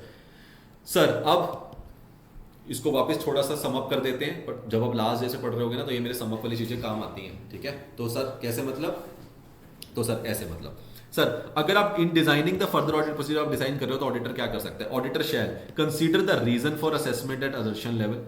कंसीडर करेगा रीजन क्या है मेरा असेस करने का असर्शन लेवल के ऊपर। जब आप डिजाइन कर रहे हो फर्दर ऑडिट प्रोसीजर, पूछा था फर्दर ऑडिट प्रोसीजर डिजाइन कर रहे हो, ऑडिटर क्या करता है, ऑडिटर कंसीडर करता है कि क्या रीजंस है भाई इस असेसमेंट को करने के for at assertion level, including की क्लास ऑफ ट्रांजैक्शन में इशू आया है, अकाउंट बैलेंस में आया, डिस्क्लोजर में, किसी पर्टिकुलर एरिया में आया होगा असर्शन लेवल पे, सब पे तो आया नहीं होगा। तो इसका मतलब वो क्या कह रहा है कि जब भी आप डिजाइन करते हो फर्दर ऑडिट प्रोसीजर को, तो ऑडिटर क्या करता है, पहले चेक करता है कि असर्शन लेवल पे जो इशू आया है इसके रीजन क्या हो सकते हैं। मतलब लाइक्लीहुड ऑफ मिसस्टेटमेंट कहां पे हो सकती है, likelihood of misstatement for the relevant class of transaction, account balance and disclosure कहां पे है, और whether the risk assessment takes into account the relevant controls। अब सर ये क्या है, सर थोड़ा सा समझना पड़ेगा। कैसे? देखो हमारे यहाँ पे 3 तरीके की चीजें होती हैं।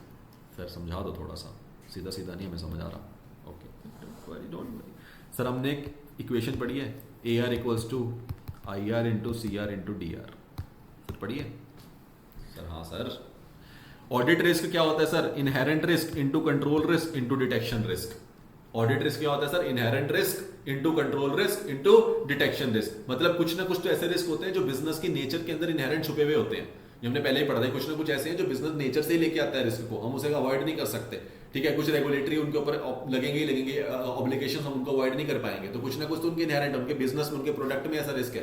कुछ ऐसे कहीं ऐसे जगह पे आपने कुछ माइन पोखरान वगैरह में या कहीं पे आपने ऐसा कुछ रख रखा है जहाँ पे कुछ आपकी माइंस है, तो उसका वहां पे जाना, वहां पे काम करना, उस चीज को मैनेज करना अपने आप में एक रिस्क है, बिल्कुल रिस्क है। तो कहीं ना कहीं कुछ ऐसे रिस्क है जहाँ पे इंटरनली उसके अंदर ही क्या है, उसके जो आपका काम है उसके अंदर ही आपका क्या आता है, inherent risk nature of business में आपका एक रिस्क छुपा हुआ होता है। एक तो ये हो सकता है। तो likelihood of misstatement for the relevant class of transaction, account balance और डिस्क्लोजर, मतलब कि जो लाइक्लीहुड है ना मिसस्टेटमेंट का, वो कहीं ना कहीं नजर आ रहा है क्या कि ये इनहेरेंट छुपा हुआ रिस्क है, मतलब इसको अवॉइड करना पॉसिबल ही नहीं है, इसके लिए कंट्रोल भी नहीं है, तो अपने आप में ऐसा रिस्क है जिसको अवॉइड नहीं किया जा सकता। तो एक तो वहां से रिस्क आ जाता है, और कहीं ना कहीं जो बाकी रिस्क है, whether the risk assessment takes into account the relevant controls, और कहीं ना कहीं क्या आपने बाकियों के लिए क्या कंट्रोल्स बना रखे हैं। मतलब ये कंट्रोल रिस्क क्या होता है, इंटरनल कंट्रोल वाला रिस्क। मतलब जिस चीज में इंटरनल कंट्रोल्स को बना के आप कंट्रोल्स क्या कर सकते हो, रिस्क को अवॉइड कर सकते हो, उसे बोलते हैं कंट्रोल रिस्क। जिस रिस्क को आप कंट्रोल, इंटरनल कंट्रोल्स लगाने से भी पहले के कुछ रिस्क होते हैं जो बिजनेस के पार्ट है, बिजनेस को आप उनको अवॉइड नहीं किया जा सकता, मिटिगेट किया जा सकता, जीरो नहीं किया जा सकता, वो कौन से होते हैं, इनहेरेंट रिस्क। और लास्ट में कौन सा रह गया सर, डिटेक्शन। डिटेक्शन क्या होता है, जब ऑडिटर को जिस चीज का डर होता है कि मैं ही कुछ डिटेक्ट ना कर पाया। ऑडिटर को सबसे ज्यादा डर किसका होता है, डिटेक्शन रिस्क का, कि इवन वो हमारे फ्रॉड और एरर होते हुए भी मैं डिटेक्ट ना कर पाया। और वो कब होता है, जब मैनेजमेंट कुछ ना कुछ कॉम्प्लेक्स है, मैनिपुलेटिव एरियाज में काम करते हैं, ऐसा कुछ करती है, तब ऑडिटर को इस चीज का डर रहता है कि हो सकता है कि मैं क्या ना कर पाऊं, ढूंढ ना पाऊं, तो मतलब वो डिटेक्शन का रिस्क, मेरा डिटेक्ट ना कर पाने की जो मुझे डर होता है उसे बोलते हैं डिटेक्शन रिस्क। तो यहां पे क्या कह रहा है, जब भी आप फर्दर ऑडिट प्रोसीजर्स को ड्राफ्ट करते हो ना और वो एजर्शन लेवल पे आपको निकल के आए, तब ध्यान रखना कि उसके अंदर जो रिस्क होते हैं वो दो तरह के होते हैं, इनहेरेंट और कंट्रोल। इनहेरेंट जो उसके नेचर ऑफ बिजनेस से आए हुए होंगे, और कंट्रोल जो आपके इवन इंटरनल कंट्रोल लगाने के बावजूद भी क्या नहीं कर रहे होंगे, आपका रिस्क उसने कम नहीं किया होगा। इस केस के अंदर आपको इसको ध्यान में रखते हुए आपको क्या बनाना पड़ता है, अपना फर्दर ऑडिट प्रोसीजर डिजाइन करना पड़ता है। क्या क्लियर है अब? तो मतलब सर, तो मुझे अपना डिटेक्शन रिस्क से, या मैं बोल सकूं ऑडिट रिस्क से बचने के लिए क्या करना पड़ेगा सर, फर्दर ऑडिट प्रोसीजर को डिजाइन करते हुए दोनों चीजों का ध्यान रखना है। पहला, उसके बिजनेस का इंटरनल रिस्क क्या है, मतलब उसका इनहेरेंट वाला रिस्क क्या है, और दूसरा, कंट्रोल होने के बावजूद भी जो मेरा कंट्रोल ना ढूंढ पाए वो वाला रिस्क कौन सा है। उन दोनों के बेसिस पे आपको क्या करना होता है, क्या करना होता है सर, बिल्कुल आपको क्या करना है सर, आपको फर्दर ऑडिट प्रोसीजर को डिजाइन करना है और ट्राई करना है आप ऑब्टेन कर पाओ क्या, मोर परसुएसिव ऑडिट एविडेंस ऑब्टेन कर पाओ, ताकि ऑडिटर को क्या कह पाए, ऑडिटर कह पाए कि मेरी असेसमेंट में मेरे पास इतना अच्छा ऑडिट एविडेंस है, इतना सफिशिएंट, इतना अप्रोप्रिएट ऑडिट एविडेंस है कि मैं बोल सकता हूं कि इसके ऊपर मैं अपना ओपिनियन भी दे सकता हूं, मुझे कोई इशू नहीं है, मेरे पास रीजनेबल एश्योरेंस मुझे मिल गई है। चलिए, तो when auditor shall design and perform test of control, sir auditor design और परफॉर्म कब करता है टेस्ट ऑफ कंट्रोल्स को, टीओसी की बात करें, 330 में भी क्या टीओसी था, बिल्कुल था, मैंने बताया था टीओसी 330 की टर्म थी। तो सर कब ऑडिटर डिजाइन करता है, परफॉर्म करता है टीओसी को, टीओसी कब करेगा वो, जो हमने ऊपर पढ़ लिया उस वही आंसर है, ये बस लिखा हुआ इस तरीके से, जब ऑडिटर एक्सपेक्ट करता है कंट्रोल्स आर ऑपरेटिंग इफेक्टिवली और substantive procedure alone can not provide, जो मैंने अपने ऊपर पढ़ा था कि जब ऑडिटर को लगे कि इंटरनल कंट्रोल्स इतने असेंशियल हैं या फिर सब्सटेंसिव प्रोसीजर अलोन अपने आप में क्या नहीं कर सकते, एक सफिशिएंट एप्रोप्रिएट ऑडिट एविडेंस नहीं लेके आ सकते दर्शन लेवल पे, तब वो क्या करता है, टेस्ट ऑफ कंट्रोल्स को परफॉर्म करता है। क्या आईटी कंपनीज वाला जो पॉइंट पड़ा यहां लग जाएगा, यस सर। आईटी कंपनीज के लिए बोल सकता हूं डायरेक्टली क्या टीओसी लगाना जरूरी है, यस सर। फिर the auditor shall perform other audit procedures along with the inquiry and determine whether the controls to be tested depend upon the indirect controls। अब ये क्या है सर, अब समझो, अब वो कह रहा है सर टेस्ट ऑफ कंट्रोल्स आप करते हो, बिल्कुल करते हो। अब एक और टॉपिक आता है छोटा सा, अदर ऑडिट प्रोसीजर की कब जरूरत पड़ती है, तो ये समझेंगे सर। इसमें क्या है, इसमें वो ये कह रहा है सिंपल सा कि जब भी आप, कुछ कंट्रोल ऐसे होते हैं जो डायरेक्ट होते हैं, कंपनी में डायरेक्ट लग रहे हैं, कुछ ऐसे होते हैं जो इनडायरेक्ट कंट्रोल होते हैं, मतलब कुछ चीज को करने के लिए एक और कंट्रोल बनाना पड़ा। मतलब जैसे अगर मान लो हमने क्या कंट्रोल बनाया कि एक फिजिकल कंट्रोल बनाया कि किसी चीज को अंदर आने के लिए आपको अपना थंब लगाना पड़ेगा, ये मेरा क्या है, ये मैंने अपने फिजिकल कंट्रोल बनाया। अब इस फिजिकल कंट्रोल के ऊपर भी कि ये थंब किसी के फिंगर, किसी के आने से अगर जब वो बंदा उसके पास आएगा तो उसकी क्या है, उसकी वाइब्रेशन के बेसिस पे वो मशीन ऑन होएगी, तो ये उसके उस वाली जो प्रोडक्ट है उसके ऊपर लगा हुआ एक इनडायरेक्ट कंट्रोल है, जो मेरे को जरूरी नहीं है, मेरा बंदा थंब से काम कर लेगा, लेकिन उस वाले कंट्रोल के लिए एक इंडायरेक्ट कंट्रोल का होना भी जरूरी है। तो वो इंडायरेक्ट कंट्रोल आ गया, तो इसका मतलब वो क्या कह रहा है कि जब भी कभी इंडायरेक्ट कंट्रोल की बात आती है, उस वाले केस में आप इंक्वायरी तो करते ही करते हो, इंक्वायरी के साथ में आप ट्राई करोगे, क्योंकि इंक्वायरी अपने आप में क्या इनफ एविडेंस है, नहीं है, तो इंक्वायरी के साथ में आपको क्या चाहिए होता है, साथ में कुछ अदर ऑडिट प्रोसीजर भी चाहिए होता है, जो बोल सके कि मेरे को परसुएसिव बनाने के लिए मुझे इंक्वायरी के साथ में एक अच्छा अदर ऑडिट प्रोसीजर चाहिए, जो बोल सके along with the inquiry determine whether the controls to be tested depend upon the indirect control. मतलब कि क्या मैं ये बता पाऊं कि मैं डिपेंड, जिसके ऊपर मैं डिपेंड करके बोल सकूं कि मुझे कितना ज्यादा क्या चाहिए, नेचर एंड एक्सटेंट की बात कर रहा है कि कितना नेचर एंड एक्सटेंट होना चाहिए उसका कंट्रोल का, उसके बेसिस मुझे पता चल जाता है inquiry plus other audit procedure लगा के मैं क्या कर पाऊंगा, ये बोल पाऊंगा। क्या सर समझ आया? नहीं सर, बोलो बोलो, नहीं सर, बिल्कुल समझो। क्वेश्चन है क्या व्हेन ऑडिटर शैल, क्या ऑडिटर क्या करता है, डिजाइन एंड परफॉर्म करता है टेस्ट ऑफ कंट्रोल्स, मतलब उसे किस सिचुएशन में लगता है कि मुझे टीओसी, मतलब मुझे टेस्ट ऑफ कंट्रोल्स करने की क्या पड़ेगी, डिजाइन एंड परफॉर्म करने की जरूरत पड़ेगी। पहला, वो तो एसेंशियल है, जहां जो करना आईटी कंपनी एसेंशियल है कर दो, सब्सटेंसिव प्रोसीजर अलोन नहीं लगा सकते क्योंकि बैंकिंग की बात है, कर दो, पहले तो ये हो गया। अब आया सर मैंने इंक्वायरी करी है, इंक्वायरी से मुझे कुछ मिला तो है, लेकिन मेरे को इंक्वायरी के बेसिस पे मेरा इतना ज्यादा परसुएसिव एविडेंस नहीं है। इंक्वायरी करना तो कोई कुछ भी बोल देगा, मैंने उससे पूछा, उसने बोला हाँ रिस्क तो है, हाँ फ्रॉड तो हुआ था, बट क्या वो इनफ है अपने आप में? नहीं। तो मुझे क्या उसके साथ में कुछ और चाहिए? यस, वही वाली बात कर रहा है कि आपको जब आप इंक्वायरी करते हो, जब उसके साथ में जब आपको कोई और ऑडिट एविडेंस लगता है, तो आप उसके बेसिस पे क्या करते हो, अपना डिटरमाइन करते हो कि जो मैं कंट्रोल लगा रहा हूं, मेरा जो कंट्रोल हो वो टेस्टेड हो, क्योंकि मेरा कोई इनडायरेक्ट कंट्रोल भी होना चाहिए। जब मुझे इंक्वायरी के साथ ना मिले तो मुझे कोई अदर ऑडिट प्रोसीजर लगा के मैं क्या डिटरमाइन कर पाऊं, वेदर द कंट्रोल्स, जो ये कंट्रोल है, to be tested depend upon the internal controls, तो इनडायरेक्ट कंट्रोल्स। तो ये जो मेरा इंटरनल जो कंट्रोल है ये क्या कर रहा है, डिपेंड कर रहा है किसी इनडायरेक्ट कंट्रोल के ऊपर। तो क्या ये भी टीओसी के अंदर आता है? बिल्कुल आता है। समझ आया तो ठीक है, ऐसे कोई इतना इंपॉर्टेंट पॉइंट भी नहीं है। चलो फिर the auditor shall test control for a particular time और थ्रू आउट द पीरियड। तो क्या देखो इसमें दोनों पॉइंट्स को तोड़ा है, सिर्फ यहाँ पे इसने बात करी एन और ई की, यहाँ पे इसने बात करी टी की। नेचर की बात कर रहा है, टाइम की बात कर रहा है, एक्सटेंट की बात कर रहा है। नेचर और एक्सटेंट डिपेंड करता है कि आपने आपका टीओसी कैसा रहेगा, डिपेंड करता है आपके कंट्रोल्स के ऊपर। वो डायरेक्ट कंट्रोल्स भी हो सकते हैं, वो इंडायरेक्ट कंट्रोल्स भी हो सकते हैं। उन दोनों पे आप क्या डिसाइड करते हो, नेचर और आपका एक्सटेंट। फिर आता है टाइमिंग की बात। ऑडिटर को क्या करना चाहिए, अपने जो उसने कंट्रोल्स है उसको टाइमिंग भी डिसाइड करनी चाहिए, किस पर्टिकुलर टाइम पे करने हैं। कभी कभी वो डिसाइड करेगा कि मुझे एंड ऑफ द ईयर करने हैं, कभी कभी वो डिसाइड करेगा मुझे कभी इंटरिम डेट पे करने हैं, तो ये भी हो जाएगा। फिर auditor shall test the controls for significant risk. क्या सिग्निफिकेंट रिस्क के लिए टेस्ट ऑफ कंट्रोल होना बहुत जरूरी है? बिल्कुल सर, बिल्कुल बहुत जरूरी है इन करंट पीरियड। इन देखो यहाँ पे वर्ड ऐसे छोटे छोटे वर्ड से फंसाता है वो। तो ये क्या बात कर रहा है कि जो सिग्निफिकेंट रिस्क की वो बात कर रहा है, उसमें auditor shall test the control for significant risk in current period. क्योंकि जो सिग्निफिकेंट रिस्क मेरे करंट पीरियड के होंगे वो मेरे लिए इंपॉर्टेंट होंगे। पिछले साल का होगा तो वो प्रीवियस ईयर में क्या हो चुका होगा, अकाउंट फॉर हो चुका होगा। अगर नहीं हुआ होगा तो वो मुझे इस साल पता भी नहीं चलेगा। ठीक है। और when deviations from the controls are detected, auditor shall seek for the potential consequences through further inquiry. और अगर उसको कहीं पे भी लगता है कि कुछ डेविएशंस वगैरह आ रही हैं, उस कंट्रोल्स में डिटेक्ट हुई है, जैसा मैंने सोचा था वैसा नहीं है, तो वो क्या कर सकता है, वो फर्दर इंक्वायरी कर सकता है और पूछेगा और सवाल करेगा। हमने जो पूरा का पूरा प्रोसेस पढ़ा था उसको वो क्या करेगा, दोबारा से आइडेंटिफाई कर सकता है, दोबारा से असेस कर सकता है, और उसके बेसिस पे वो क्या करेगा, फिर से इंटरनल कंट्रोल्स को क्या कर सकता है, फ्रेम कर सकता है और डिजाइन और इंप्लीमेंटेशन उनकी चेक कर लेगा। तो क्या आता है, when auditor shall design and perform test of controls. ये हमने सारे पॉइंट्स इसके पढ़ लिए। अब एक अन्य, क्या ऑडिटर जो ऑडिट एविडेंस उसे प्रीवियस ऑडिट में मिले थे, क्या ऑडिटर को, क्वेश्चन आता है, बहुत इंपॉर्टेंट क्वेश्चन है और एमसीक्यूज में बहुत बार पूछा गया, क्या ऑडिटर को जो ऑडिट एविडेंस प्रीवियस ऑडिट में मिले थे, मतलब उसने पिछले साल का ऑडिट किया, उसे प्रीवियस ऑडिट में कुछ ऑडिट एविडेंस मिले थे, if there has been changes that affect the continuous relevance of the account audit evidence from previous audit, then auditor shall retest the control in the current audit। तो वो कहता है कि अगर देखो, अगर तो कुछ भी आपको लगता है, अगर आपको प्रीवियस जो ईयर में ऑडिट एविडेंसेस मिले थे आपको वो यूज करने हैं, ठीक है, तो क्या आप कर सकते हो, बिल्कुल कर सकते हो। बट अगर आपको लगता है कुछ भी चेंज हुआ है, अगर आपको लगता है कुछ भी चेंज हुआ है, that affect the continuous relevance of the counting audit evidence का, अगर आपको लगता है कहीं ना कहीं कुछ ऐसा बदल गया है जिसकी वजह से जो पहले ऑडिट एविडेंस थे वो उतने ज्यादा क्या नहीं रहे, परसुएसिव नहीं रहे, तो उस केस में क्या आपको अपने कंट्रोल्स को आपको रिटेस्ट करना पड़ेगा। बिल्कुल। तो यहाँ पे कहानी किसकी है, वो पूछना चाह रहा है कि क्या आपको कंट्रोल को रिटेस्ट कब करना पड़ता है। तो क्या कंट्रोल्स को रिटेस्ट, आपने एक कंट्रोल से ऑडिट एविडेंस ढूंढे, आपको मिले भी थे, अब कुछ ऐसा चेंज हो गया कि आपको लगे कि सर उसके बेसिस पे जो ऑडिट एविडेंस मिले थे वो काम के नहीं है, क्योंकि अब इतना कुछ बदल गया, मैनेजमेंट बदल गया, की पर्सोनल बदल गया, जो हमने आरएमएम वाले एरियाज पढ़े थे उसमें कुछ बदल गया, इतने सारे चेंजेस वाले पॉइंट थे, कुछ बदल गया तो क्या करेंगे, तो क्या दोबारा से रीटेस्ट करना पड़ेगा कंट्रोल का, बिल्कुल करना पड़ेगा। तो अब रीटेस्ट करें कंट्रोल करंट ऑडिट के अंदर, बिल्कुल कर देंगे। तो अगर तो कुछ बदलता है तो क्या रीटेस्ट होता है, इतना याद रखेंगे, यस। तो चेंज, तो क्या बात करेंगे सर, चेंज है, यस, तो क्या रीटेस्ट होगा, यस। अगर वो कहता है चेंज नहीं है, कुछ भी नहीं बदला, तो वो बोल रहा है अगर देयर इज नो चेंज, तो ऑडिटर क्या करता है, टेस्ट करता है कंट्रोल को। देखो कंट्रोल चेक करना इतना छोटा काम नहीं होता, that's a big and hefty task. तो हम हर साल नहीं कर रहे थे, अगर हम ही उसको ऑडिट करते आ रहे, पिछले साल की भी हम कहेंगे पिछले साल कंट्रोल चेक करे तो थे, ऑडिट एविडेंस भी मिले थे, रिपोर्ट भी सही बनी थी, फिर क्या प्रॉब्लम है, उन कंट्रोल्स को फॉलो करो, अभी भी उसी के बेसिस पे चलो।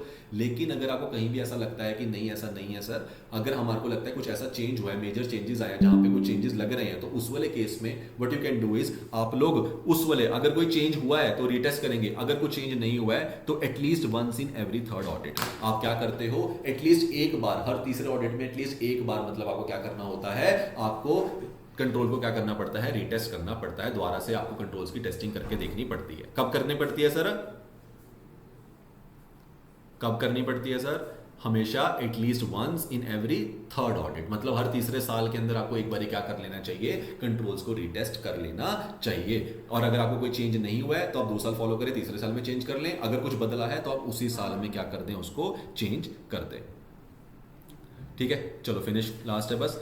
तो फिर क्वेश्चन क्या रह गया, when substantive procedures are performed by the auditor और नेचर और extent of the substantive procedure, जैसे उसमें ऊपर पूछा था कब टेस्ट ऑफ कंट्रोल्स करने पड़ते हैं, यहाँ पे बोल रहा है कि सब्सटेंसिव प्रोसीजर कब लगाने पड़ते हैं, कब लगाने पड़ते हैं सर, मार्क करेंगे सर, जब भी हमारे पास लार्ज वॉल्यूम ऑफ ट्रांजैक्शंस होंगी, जब भी हमारे को सब्सटेंसिव प्रोसीजर जनरली कब एप्लीकेबल होते हैं, जब लार्ज वॉल्यूम ऑफ ट्रांजैक्शन होती है। हमें लगता है कि टेस्ट ऑफ कंट्रोल्स नहीं, क्योंकि हमारे को लार्ज वॉल्यूम में है तो हमें सब्सटेंसिव प्रोसीजर लगाने पड़ेंगे, तब हम क्या करते हैं, सब्सटेंसिव प्रोसीजर लगाते हैं। ठीक है, फिर extent of substantive procedure basically कहना चाह रहे हैं कि आपका सब्सटेंसिव प्रोसीजर जो आप परफॉर्म करते हो उसका नेचर और एक्सटेंट किसके बेसिस पे डिफाइन होता है, कि ज्यादा करना है, कम करना है, कब, जब आपकी वॉल्यूम ज्यादा होगी तो क्या आप ज्यादा करोगे, यस सर। फिर उनका सब्सटेंसिव प्रोसीजर एक्सटेंट इंक्रीज कब हो जाएगा? जब result from the TOC are unsatisfactory. अगर आपके टेस्ट ऑफ कंट्रोल्स का जो रिजल्ट आया वो अनसेटिस्फैक्टरी निकला, तो क्या आपको सब्सटेंसिव प्रोसीजर में चेकिंग ज्यादा करनी पड़ेगी? ऊपर पड़ा था टीओसी कम तो एफएपी ज्यादा, पड़ा था टीओडी ज्यादा, यस बिल्कुल। फिर जब आपको लगता है कि टेस्ट ऑफ डिटेल्स का, जब substantive procedure performed as test of details for class of transaction account balance disclosure, जब भी आपको कभी भी सीओटी एबी और डी की करनी है तो आपको क्या करना पड़ेगा? तब आपको सब्सटेंसिव प्रोसीजर लगा के देखने पड़ते हैं, यस सर। फिर auditor shall consider whether external confirmation procedure are perform, फिर ये भी चेक करता है, ये अपने आप में पूरे क्वेश्चन है जिसके कुछ कुछ पॉइंट्स है कि सब्सटेंसिव प्रोसीजर कब लगाया जाता है, कब परफॉर्म करता है, और वो नेचर टाइम एंड एक्सटेंट कैसे डिसाइड करता है। Nature time and extent decide करता है सर दो फैक्टर्स पे, पहला अगर वॉल्यूम ट्रांजैक्शन ज्यादा होगी तब, और अगर आपको लगता है टेस्ट ऑफ कंट्रोल ने सही काम नहीं करा तब, उसके बेसिस पे आपको अपना नेचर और एक्सटेंट करना पड़ता है ज्यादा। और कब? जब भी आपको लगता है आपने सीओटी एबी और डी की चेकिंग करनी है तब भी आप क्या करोगे? ज्यादा सब्सटेंसिव करके देख लोगे। फिर अगर आप ये भी डिसाइड करते हो क्या एक्सटर्नल कंफर्मेशन प्रोसीजर को आपने क्या मानना है, फर्दर ऑडिट प्रोसीजर में लाना है, सब्सटेंसिव मानना है या नहीं मानना। अगर आपको डेटर कंफर्मेशन चाहिए, लोन कंफर्मेशन चाहिए, लीगल केसेस में कंफर्मेशन चाहिए, तो आप क्या करते हो? एक्सटर्नल कंफर्मेशन को भी एक अच्छा फर्दर ऑडिट प्रोसीजर मान के चलते हो। ये 520 कैसे है वहां पे इसको रिलेट कर लेंगे।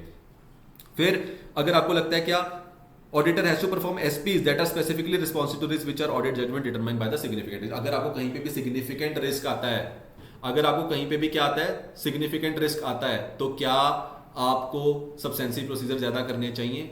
हमने पढ़ लिया है, यस सर। तो ये सारे क्या हो जाते हैं? हमारे सब्सटेंसिव प्रोसीजर के पॉइंट्स हो जाते हैं। सर रीटेस्टिंग कब करनी पड़ती है कंट्रोल्स की?